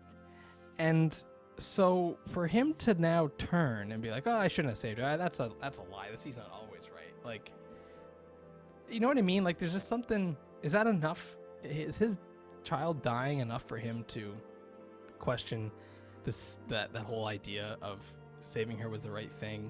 Especially when the sea took his wife, and that hasn't convinced him. Mm-hmm. Like, maybe I'm just kind of digging too much into it. It's just I didn't really like this. Like, he becomes a bit evil here in a way. Like, his facial expression changes. He's no longer. I would no longer approach this guy. Like, he seems a bit off now. Well, I mean, he's having. It's a human reaction. It is a human reaction. Yeah. He's pissed off because his son's dead, and if you never met Galadriel, this wouldn't happen. I mean, it's human. It's Yes. fine, but it is hypocritical. I mean, like, other people died too. Why is your son special? Like, and the thing is, if his wife hadn't died in the water, that's what I wouldn't care as much. But the fact that his wife was drowned, and that wasn't enough to have him no longer believe in this whole, the sea is always right stuff. But then to use that as the reason why he saved Galadriel. Yeah. That's where I'm kind of coming from. But I get you. Maybe this was like the last straw. Like, he thought this was, it took his wife, but there was definitely going to be something better. And eventually, oh no, I've also killed my own son by coming here. Maybe you're right. Maybe this is just the last straw. He's snapped. He's like, I'm done. We're going back to Numenor, and I'm never going back in the ocean because this thing has caused nothing but problems for my family. Yeah. But then we see Theo and Galadriel arrive at the camp. Theo enters as kind of a field hospital where they're tending the wounded. And there's some surgery going on as well, stitches. And we see he's looking around trying to find his mother. And then we hear her call to him, and he turns around, and we find out that Bronwyn is okay. And then we see Arondir come out of the corner, almost like, actually, Arondir almost appears the same way Legolas does when Frodo's in bed in Rivendell. Yeah. Arondir. And then he runs over and hugs Arondir, and Arondir hugs him back. And then we're back to Elendil and Muriel. Yeah, and this is where we get Elendil being like, I think this is where he says that I wish that I never had saved Galadriel from the water, and we're almost ready to depart. Yeah. So he informs Muriel they're ready to leave, but they'll leave some men behind to help with the Southlanders and also search for surviving Numenorians. Well, this is something also where I'm like, he thinks his son is dead, but like, there's no one searching. Like, I kind of expected him to go searching. Maybe now, maybe you can't. Maybe it's just too toxic now. And this is kind of, but then we know it's not too toxic, so it's kind of like what's going on here. Muriel ends up promising Galadriel. Galadriel shows up, of course, and does Bronwyn does too, by the way. Yeah, just and point that out. Muriel promises Galadriel that they will come. Numenor will return with more help, basically. Yeah, so confused. Like, this is like a double down on, like, okay, my father warned me not to come. I've come. It was a disaster. I'm gonna double down on my own prophecy that I think is accurate, which we need to be here. And meanwhile, like, Elendil is like straight up done. He doesn't even want to like deal with Galadriel, deal with any of this. He's going. He's not coming back. We know that's gotta change, right? Like, we need. Okay, on one hand, I get the character reaction, but on the other, I really like this actor and I want him back. So he better come back. I don't know if they went more into that, but my notes just go back to where we're at the Harfoots again. And I want to just point out one other thing, and this is something that I think we point out every episode, that Bronwyn is the best dressed in every single scene she's wearing this blue gown, red cloak. Everyone else looks all dirty still. she everyone's covered in ash. She's managed to brush herself off. Yeah, she always looks phenomenal. phenomenal. Like, if you literally look at this scene, she is clean and everyone else is dirty. And I'm not actually faulting. Like, I know some people are gonna say, like, oh, that's criticism of the scene. I am just pointing out that I think Bronwyn is more important than we are led to believe, and I think these are like kind of hints at it. I don't know why. It just she stands out. Everyone else in this scene, you've got Elendil, camera left, wearing a blue cloak. You've got the Queen, blue cloak. Galadriel, silver armor that's dirty, so it almost has like a blue sheen to it. Then you have Bronwyn, blue shirt, but then bright red cloak, and it stands out, and it's the same color as the scarf around the Queen's eyes because she's blind. She stands out every scene, and I don't know why yet. I mean, there's no way this relates. I almost shouldn't even mention it, but it reminds me of just the way you describe it. It's not this dramatic, but Spielberg movie with Liam Neeson. Schindler's List. They do that. It's black and white, but then they have one scene when it's a little girl, and they put her in color. Yes. And it's also a bright red. That's right. What she's wearing. And then later he sees the bodies and he can see that the bright red again. So that's right. The idea is connecting a person to the body, basically. That's right. And so maybe it's a similar effect.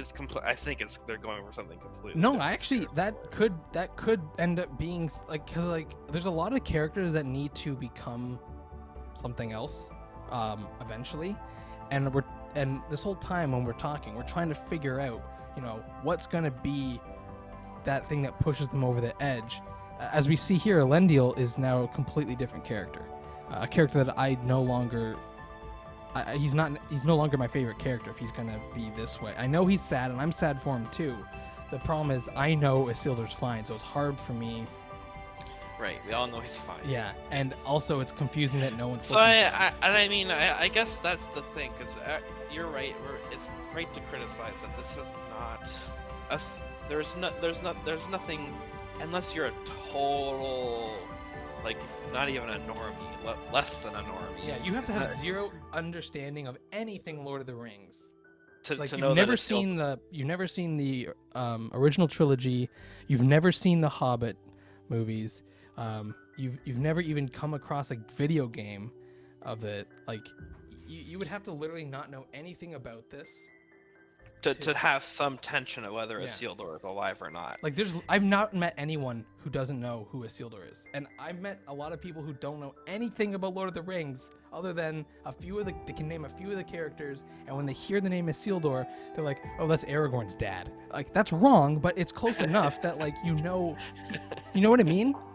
Like, it's that it's close enough for a normie that it works. That they know he lives. Yeah. So this doesn't serve anything to the audience. No, if anything, it's just a character change for Elendil. Again, yeah, that's what it's serving. It's providing a different side of Elendil, which I don't like, but I want to see where this goes, because Glendale has a bigger part to play. I know. He's got to do something. So we're back at the Harfoots, and okay, they're cleaning up, and there's another callback here. So Nori's just sitting around while everyone cleans up, and then Largo says that can't be weeping. You need to start helping. And then Sadek says, "There's a callback. Let us weep for pity's sake." I know. And it was the wrong characters. It should have been Sadek saying "get up" and him saying "let us weep." Like it was so strange that Largo's now like, "Hey, get up! This is all your fault." Well, no, Largo, this is actually Largo's fault. Give him a moment, for pity's sake. By nightfall, these hills will be swarming with orcs. But anyway, then we get a speech from Largo to everyone. Your favorite speech. This is, I think, your favorite line in the entire show. Oh yeah, as if it came out of Tolkien himself. Yeah, Tolkien wished that he could write such a speech as this. Tolkien wished he came up with this. To be fair, this is something I could see some goofy hobbits even saying, but it's not epic, and it falls really flat, especially Our hearts are even bigger than our feet. especially when we now know that that's not true. We know their hearts are not as big as their feet. They hate each other. They're basically just around each other for survival. They would kill each other in a heartbeat if it meant more food. That's what this culture is, and it's ridiculous that they would have this speech here, especially after this. Oh man. The Harfoots are driving us nuts. I don't know how we keep we really have to find a way to really skim down our criticism of Harfoots, because we've said it all. It just doesn't make sense. But we're gonna have to do one more. It doesn't make sense because of what happens. Does it happen in this scene, or do we cut back? Let me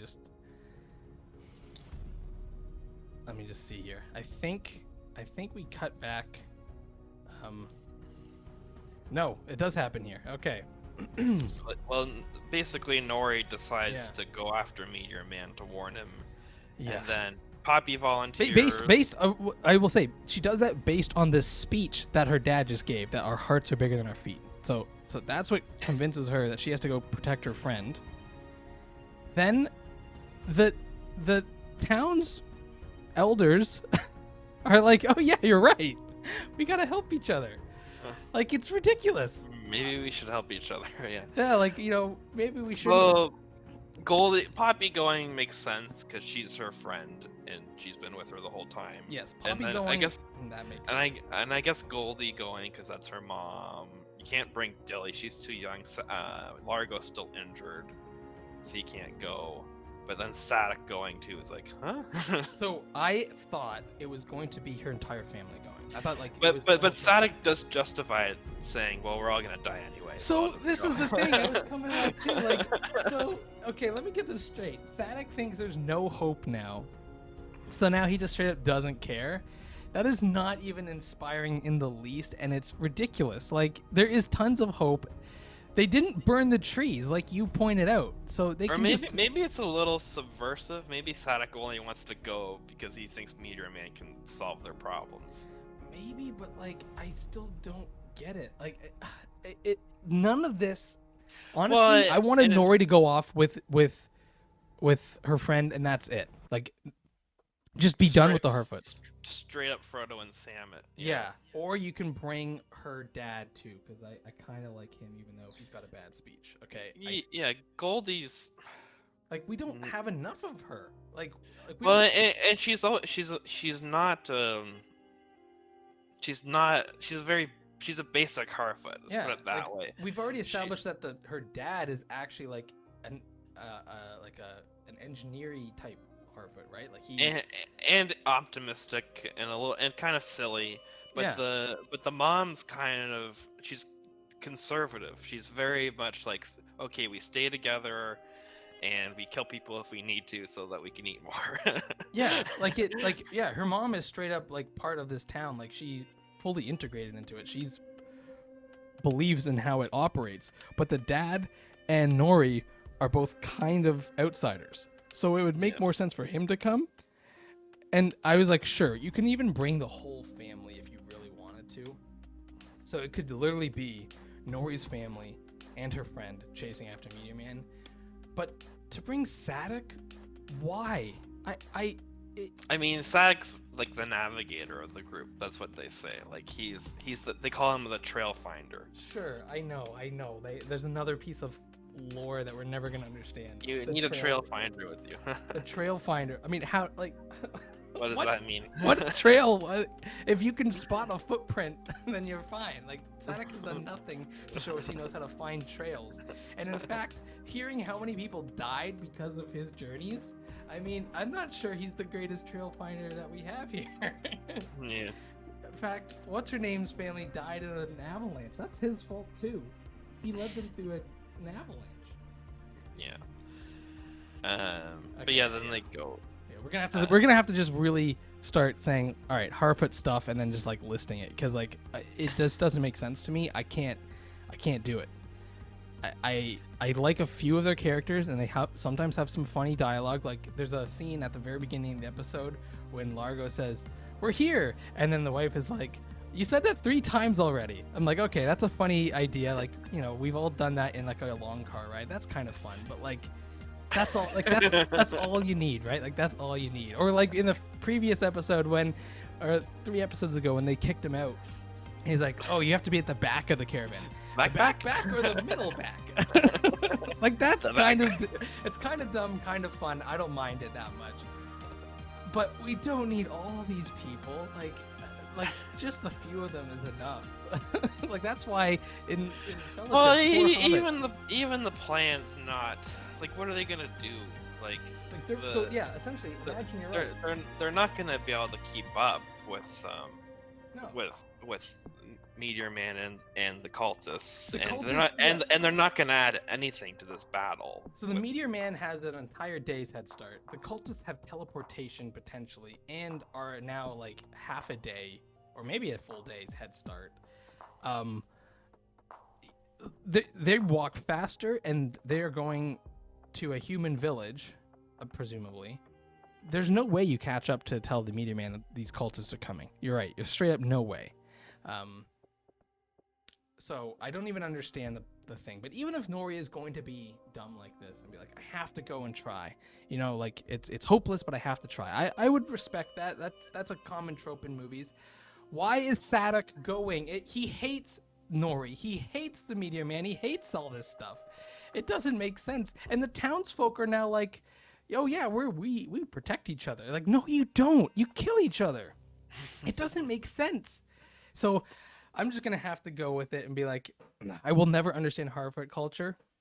It's just random. It's just straight up random stuff, and I'm gonna have to find a way to just gloss over it, because I'm sad we're not gonna get Largo as much. Like, I don't even like Sadek, to be honest. He's not as fun.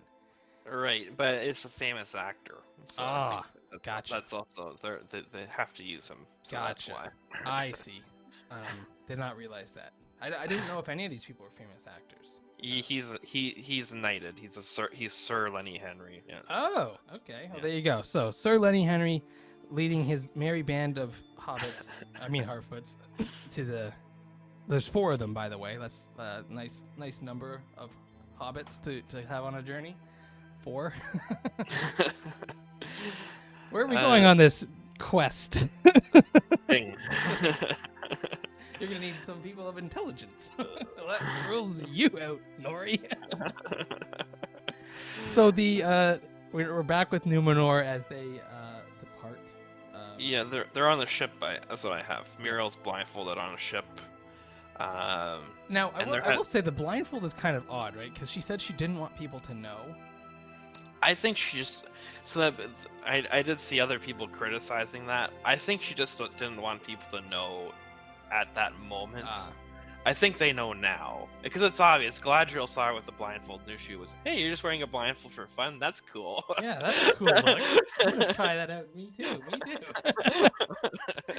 too. So the one way I got around it in my head was that maybe she's been telling people that her eyes are healing, like there's medicine, and she's got to keep the blindfold on for a few days. Well, I mean, But yeah, you're right. At this point, realistically, that might even be possible, right? Like maybe you could heal from that, but I don't think so. She'd be in more, because just the way it happened to her. You see her face. There's not a lot of. It doesn't seem like there's a lot of damage around her eyes. no, like her face is actually in pretty there's a few dust and some cuts, but her face is in pretty good health. Like there's no burned away flesh or anything. And her eyes look normal. Yeah. Like they're a little ghostly and staring off nowhere, but they're not. Yeah, they seem okay, and you would think if they were actually truly damaged, they could have like CGI'd some stuff there or whatnot. But what gets me is what's coming up here. So the blindfold queen and Elendil and some other Numenorians are leaving, and now we are going to tell Galadriel, Halbrand is okay. Well, not okay, but Halbrand's not dead. Yeah. I mean, Galadriel says that she needs to go talk to Gil-galad, basically. Yeah. And Bronwyn asked about what of our kings. I didn't quite understand what they were getting. What do you mean you're king? You don't have a king. You know what, Halbrand? Come on. But yeah, he's revealed to be alive. But I didn't know that we thought he died. Well, I guess we hadn't seen him all episode, so we all just assumed he died, but none of us assumed that because we thought you guys wanted to reveal he's Sauron or something.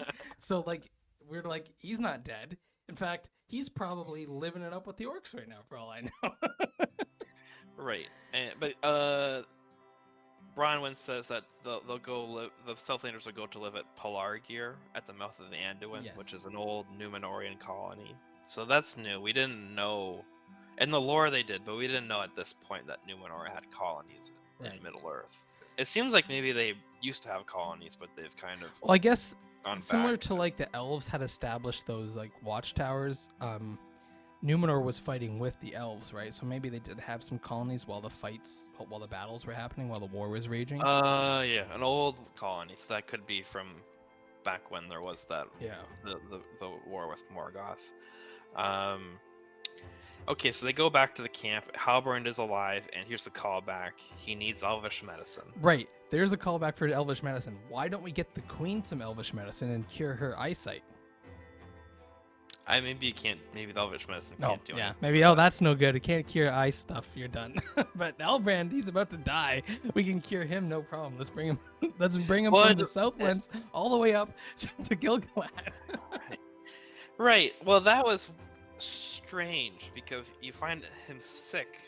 Well, see, thing is, when she said he needs elvish medicine, and then he gets up and gets on the horse, I almost thought, okay, so this was my misinterpretation, and I watched it again, and that's when I got the different view. But I thought Galadriel saying he needs elvish medicine was more matter-of-factly, and it was like, oh, good thing I'm an elf and I'm here, and then she just did it, and that's why he's able to get up and get on the horse. And I'm like, but after watching it again, the implication is he needs elvish medicine, therefore he must come with me to the elves. Yeah. Is it really believable that he's able to just get up and walk and get on a horse when he's been, I don't know, stabbed by a Morgul blade or something? I don't know what's happened to him. Because we saw with Frodo who needed elvish medicine, that guy was basically a potato. He couldn't even talk, okay? He couldn't move. He was just a sack of potatoes over top of Arwen's horse. And so Halbrand legit is walking around like a king. And then he gets on his horse, no problem. He's got a cut, but he's like, what? They couldn't stitch it up. I don't know what's going on here. It must be some sort of Morgul blade type thing. But he wasn't in a fight. We didn't see it. We didn't see it. But right, maybe we didn't see it. But he was. Okay, I remember you saying this back when we did episode 6. He was in a weird forest area when the mountain goes off, when the volcano explodes, and so it's like maybe he gets away clean. Halbrand. Yeah. Okay, I didn't remember. Yeah, so you mentioned, I'd have to go back and watch it, but you mentioned that he was not with the townspeople when the mountain like first goes off or something like that. Okay. And I was like, okay, so maybe he was like somewhere else and did get like in a fight or something. But it doesn't quite make sense. Like, where would he have been that they then also found him on their way from the village to this camp, and then they brought him here? It's just very confusing as to his timeline. He's a mysterious character though. Like when we first meet him, it's already confusing. So. Right. And I mean, I think this might be the time. Yeah, this is the time to talk about it. Because we're almost done. Yeah. The other theory I've heard is that Halbrand must have done this to himself deliberately, so that Galadriel will take him back to the elves, so he can infiltrate the elves. He's Sauron.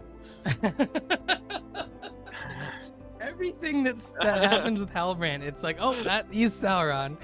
He got stabbed. He's Sauron. No, but the idea is that he did it to himself. No, I get it. Like, yeah. To create a situation where Galadriel would need to take. Yeah, because like nobody else needs elvish medicine but him. Yeah, it's kind of suspicious and nobody questions it. I can see where these conspiracy theories are going. I personally don't see it that way. I think it's just weird writing that he needs elvish medicine, but I grant you, it's an interesting idea. I still don't know if he is Sauron. I know the commenters think he is, but I'm reserving judgment until I see some more definitive proof. I think he's just some random guy. He's not even king. He's nothing. Yeah. So we're back at Disa and Durin the Fourth, and Disa vows that they will rule the mountain, and the Mithril will be theirs. Right. So this makes it seem like he wasn't disinherited. Like, you know what I mean? Well, I took it more that Disa was like plotting a revolution. Oh, you got like a whole Macbeth situation. Like Lady Macbeth is like, you need to usurp your father's throne. And I got more of a Lady Macbeth thing. Yeah. And the interesting thing is like her eyes look kind of Sith-eyesy. That's yeah. She's got really bright orange or gold. I don't know what color you want to call it. To me, it's orange. The eyes, yeah, and they're very stark. Like compare. I have two close-ups that I'll put on the screen. One of Disa and one of Durin the Fourth. Durin the Fourth, his eyes are dark. You cannot tell what color they are. Her eyes, bright, burning orange. Like there's something different about the way her eyes look, which is clearly deliberate. So I don't know what it means, but you're right. There's clearly something there. I do get a vibe of like a Lady Macbeth type thing. I just, because it's not clear, like it to me it's not definitive yet. We don't truly know that he's been disinherited. I kind of want more dialogue from Durin here to be like, no, you heard my father, he disinherited me, or something. Just to let us know that's what that actually was. Yeah, I don't know. Well, I'm sure we're gonna find out next episode. If we cut away from these guys again, like I need more of these dwarves and elves stuff. Like, we've spent now like 3 episodes with moving on people fighting and dying and all this stuff. So yeah. we need to know more about what's going on with the actual forging of these rings. Which that's several seasons away, I'm guessing. But we gotta start setting it up. We still don't even have Mithril. Well, maybe we do. Maybe like another thing that's gonna make you go mad. But maybe we have what's the thing when the people criticize about when people move across the map too quickly? They were doing it for Númenóreans. Fast travel. We're gonna see Galadriel and Halbrand fast travel. Oh, next episode they're just here. they're just in Linden, or they're just in like wherever. Yeah. And then that's gonna be, and they can get it going. Yeah. That's what I'm thinking. And Elrond's gonna fast travel to Gil-galad next episode for That's sure. not fast travel. We've established that they are neighboring towns. Okay, I don't care what your maps tell you. You're all wrong. They are literally 5-minute walk down the road from each other. There is no need for horses. There's no need for carts. Heck, the elves literally carried a giant stone table all the way there. It is down the road. I'm tired of people telling me that it's weeks and weeks journey. It's not. So we get the scene with Durin the Third here to end this all out, I think. Yeah, he orders the shaft to be sealed, and he throws the leaf down the hole, and it kind of, you see it fall down to the bottom of the pit, and then it catches on fire, and a Balrog is revealed. Yeah. Now I know. Okay. First, you just tell me what you think about that. Like, what was your first reaction?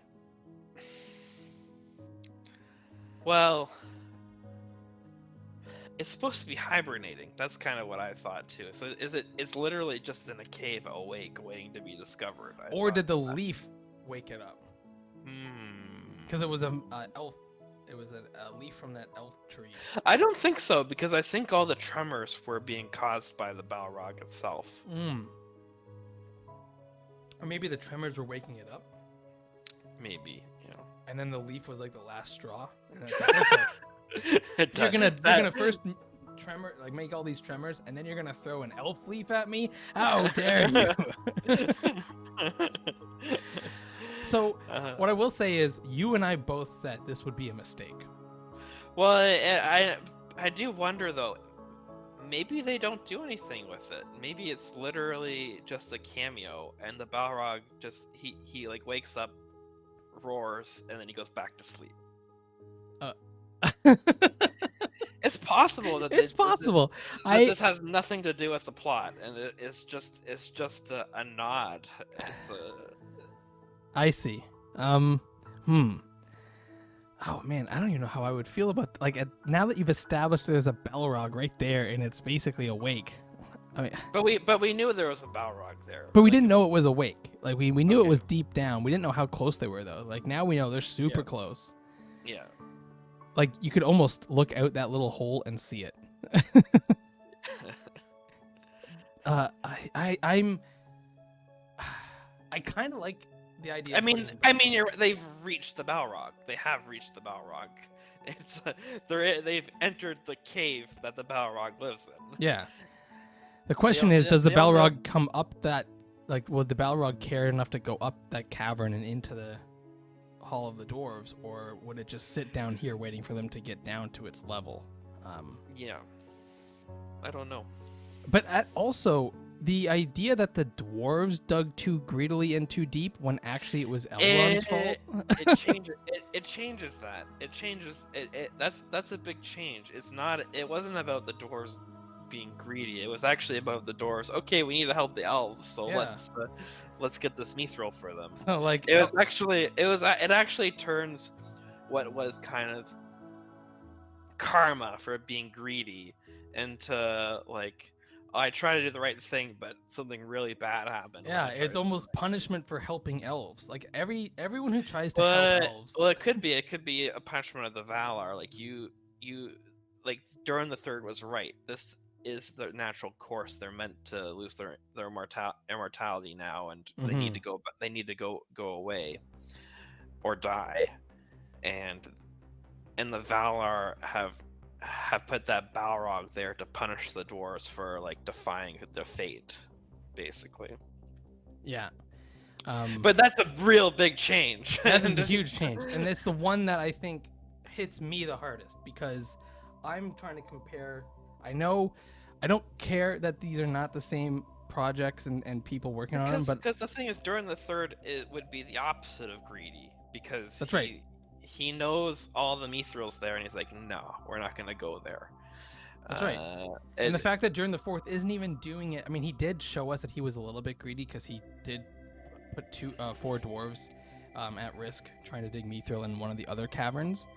But he was then remorseful about that and wasn't gonna do that again.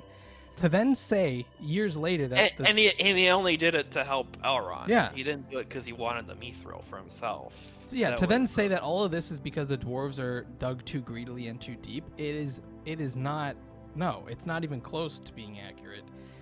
And so, to me, this is the biggest change and one that I actually don't think I can. I don't think I can accept it. Like I'm trying to. I have to figure out a way this actually makes sense, and I can't. I really don't like this idea. Now I like having Balrogs in, but I don't know how to make it work properly. Well, that's why I'm wondering if it's actually just a You're right. cameo. You're right. If it is a cameo, that might make it better. Although I can see people being really upset that you tease a Balrog killing dwarves and then you don't even show us. Like that's literally half the hate fans are just watching for that kind of stuff. They Right. want to see it. But it's you're right. The Balrog's a third age thing, and this is taking place in the second age. And apparently, the showrunners did say that there's enough happening in the second age that they won't need to pull from the third age. But this right, is but them- we already know that that's not true. this would be them pulling from the third age very definitively. Yeah. Yeah. So. Well, and just like the, and we know that they were gonna speed up the timeline, but this isn't even that. I'm okay with speeding up the timeline. I actually don't care that much about it.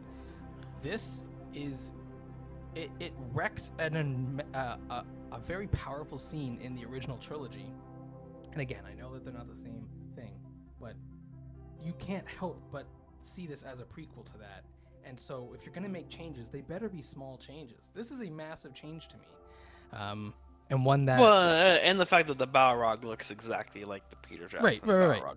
So the fact that the Balrog looks recognizable, it's one of the most recognizable things in this entire show, and the fact that that scene in the original trilogy was meant to establish that it was the dwarves' own fault for waking the Balrog. If they had just been less greedy or less eager to dig so far down, or if they had just like consulted like Gandalf or something, like it would have all been okay. But this completely changes all of that, and it's now a complete lie. Like the dwarves did not dig too greedily and too deep, and so I have no idea how to reconcile that. But then if it's a cameo, I'm like, oh, you teased the Balrog and you cameoed it, so yeah, you fixed the plot hole I have, but now I'm just... I mean, bringing the Balrog in it would be a big problem because it's a big rewrite of history because this is supposed to happen in the third age. It's supposed to be almost be a recent event in Fellowship. That's right. And to do this kind of mid-second age, that's a lot of time you're erasing of the dwarves having Khazad-dûm. Yeah. Yeah. So this is one that I think is gonna hold you and I up, and this is we have been pretty lenient on a lot of the changes because they don't affect our enjoyment of it. This might. So we're gonna have to see how it unfolds. But this might be one that you and I get really caught up in and just go, yep, this is not a good idea. But yeah, I guess we'll have to jump from there to the very last scene where we see that Adar is still alive. Yes. And so is Waldreg, by the way. Yeah, you have Waldreg saying praise Adar, Lord of the Southlands, or something like that. And then he's like, this isn't the Southlands. And then he's like, well, where is it? Okay, praise Whatever you Adar. want. Poor Lord of- Waldreg. Whatever you want to call it. No, What he do you- like legit, like it's just like he's gone from he's gone from being this cool town elder guy that I thought was like he really played his role well. He's now almost like a worm tongue character that's just like sniveling and it's like, well, what do you want us to call it, boss?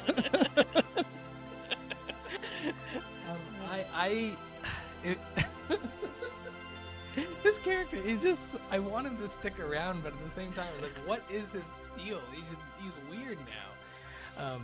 Yeah, so we get, I think, one of the strangest ideas to be present here, which is they show the title of the location, the Southlands, changed to Mordor. And it yeah. changes to Mordor. Did you need that? Did anyone need that? I don't. No, we didn't. There was no mystery there. We all knew it was Mordor. Like the only people would be people who would never, for some reason, maybe they haven't followed it at all. They're like, think of someone watching it now and they're just gonna binge watch the whole thing and they don't go to any other video or any other info, and they have never seen a map of Middle Earth in their life. Because it's obvious it's Mordor already. Yeah, we don't know I but then for some reason they know enough to know what Mordor is. yeah, that's what I was getting at. It's like, So if you don't know that this is Mordor, saying it's Mordor means nothing to you. So even then, it falls flat. What a weird thing to do in the last minute of this episode. If you're gonna do it, just have Adar say, we'll call it Mordor. Why does he have to be all weird and cryptic? Like, this is not the Southlands anymore. Well, where is it? I'm not gonna tell you. Mordor. You'll have to watch the episode. It'll tell you in the title. But so like Mordor, you could have done it better. Because Mordor translates to Land of Shadow in Elvish. So he could have And just said the Land of Shadow. That And he would've could been- have said, he said this isn't the Southlands anymore. It's become a Land of Shadow, Mordor, or something like that. Yeah, that In would have Quenya. been. Mordor. Or you didn't even have to say, like, we don't actually need to know it's Mordor yet, okay? So you could even just leave it. If you're going to be a complete normie and not know that this is Mordor, the Land of Shadow is actually a pretty cool title for it, to just leave you on a cliffhanger with that. Yeah. Oh, like, where are we? The Land of Shadow. Boom. Cut to credits. And anyone who doesn't know, that's good enough. Like, they don't need to know it's Mordor. And anyone who does know, we already know it's Mordor. And that's just a nice homage to Mordor. So, like, to do it on screen with words, why? Why?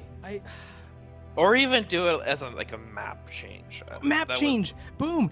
We just Yeah. did 3 ways to do this better. I don't understand. And this is what is holding it back. Like, I don't understand these ideas sometimes. Like the Harfoots, I'm gonna try to let that slide, but there's some strange stuff going on there. But it's some of these scenes that are clearly meant to register, and they do it in the most bizarre way. It's so hard to defend these types of scenes. I think this is just terribly done. And if the Balrog ends up wrecking a bunch of lore for me, even though I'm not even that big on keeping lore consistent, that means this is gonna be like the worst episode, even though I liked most of it, just because the last 2 minutes wreck a bunch of stuff for me. Yeah. So, yeah, I thought there were some really strong moments in this episode, but these last 2 moments I thought potentially screw a lot of it up. I will say, I am hooked to see what happens with the dwarves and elves next. I really hope we don't get any Galadriel and Halbrand, because I don't want the fast travel. It would be funny if just going back to your theory that Adar is Celeborn. What are you gonna call it? Celeborn Land.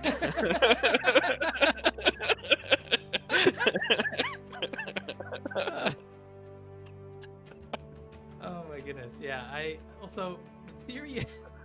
The theory is more. It's not that he is Celeborn right now. It's more that he was and could become him again. I don't know.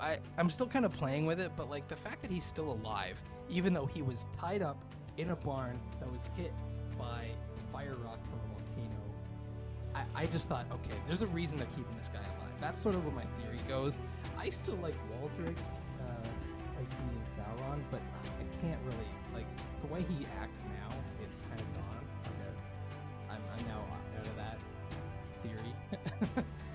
He's a little too ass kissing now. Yeah. Like this scene here, it's just so, it's like he said, it's so funny.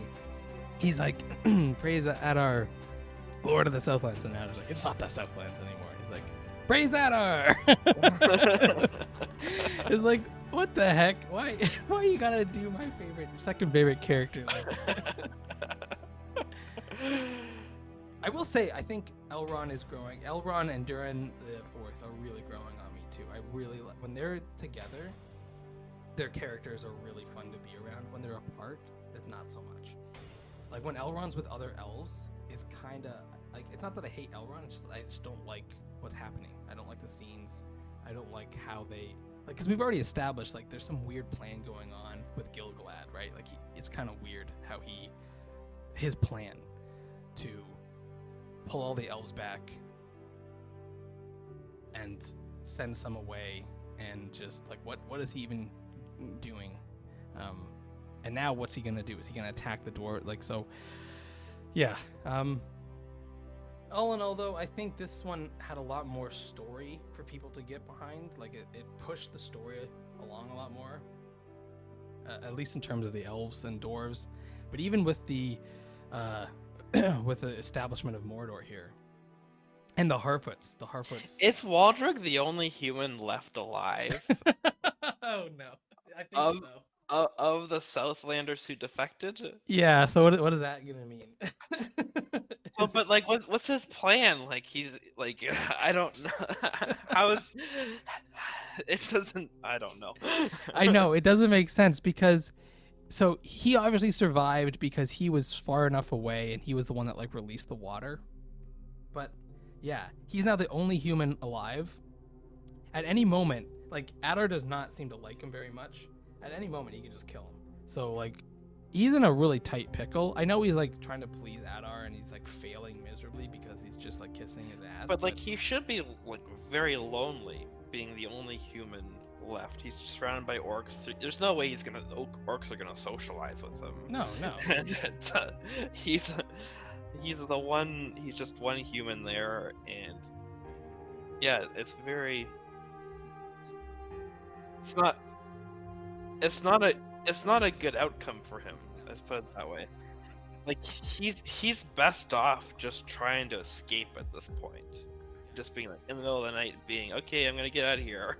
I'm gonna go to live in Rivertown or something, where he can't go to with the other Southlanders to Pelargir, because they'll know who he is. But he can just go to any other human town, just continue his life somewhere else. I don't know, but.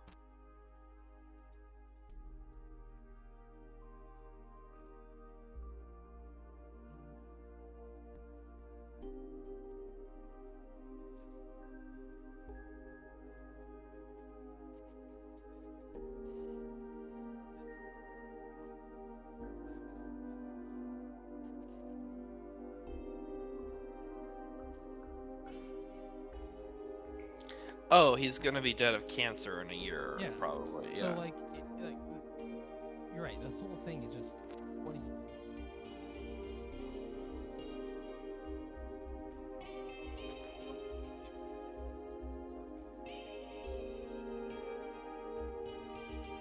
And he's almost just, like, continues, like, double downs on it no matter what happens. Like, oh, you killed half of us to have some blood oath sworn to you? Okay, let's do that.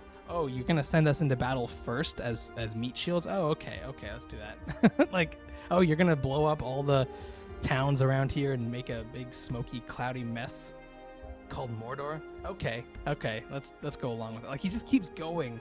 He can never come down from that, because to do so would, like, admit that he was wrong. I don't know. Mm-hmm. He's a weird character. He's now become almost just a comedic throwaway line, unfortunately. Yeah, he's become a comedic character. Okay, again, just the correct text is "Hail Adar, Lord of the Southlands," because I have it in front of me now. And yeah, he's just repeating it over and over again. He's the only human. I don't think the orcs are as much into it. No, the orcs aren't even yelling it. It's just him. And then Adar says it's not the Southlands, right? Okay, the orcs are shouting it now after him. They okay, are so a little bit. They are a little bit. What should we call it? Hold on, let's see. Let's see what he says. No. Adar says no. That is the name of a place that no longer exists. Yeah. What should we call it instead, Lord Father? orcs grunting. Adar looks off into the horizon. They're all chanting Adar, Adar, Adar, Adar. And then we see the text change from Yeah. the Southlands to Mordor. So again, that almost implies, the way they've shown that, it almost implies he says it's now Mordor. I just think the text, the wrong way to do it. Map change, a hint of saying it's the Land of Shadows, anything like that. It goes a long way to just having a better storytelling vibe at the end here. Like this, the text seems cheap to me. It just seems like a cheap way. It's a lame effect. Yeah. They have it like what do you call it? Like just almost a PowerPoint like fade in. PowerPoint fade out, and then the fiery Mordor comes. It almost has the vibe of like, you know, the Harry Potter movie 2, who is Tom Riddle, and then like he rearranges the letters. It's, I am Mordor. It's like that. It's like don't do it in front of us. You can just say it. You can just say it's Mordor now. We'll call it Mordor. What does that mean? The Land of Shadows. Like there's a number of ways to make this even slightly more just fun in terms of storytelling. This is lame. But it's unfortunate we end on a downer note because there was so much other, I think, good aspects of this episode. I guess we ended there, right? Yep. I think that's the last one. So yeah, let us know what you guys thought down in the comments below. Were you bothered by the ending of this episode, or did the previous 50 minutes of the episode overcompensate for any of the potential negative effects from this last bit? Let us know, and we would love to hear from you guys. Remember, while you're down there, like and subscribe, and we will see you on the next one. Okay, so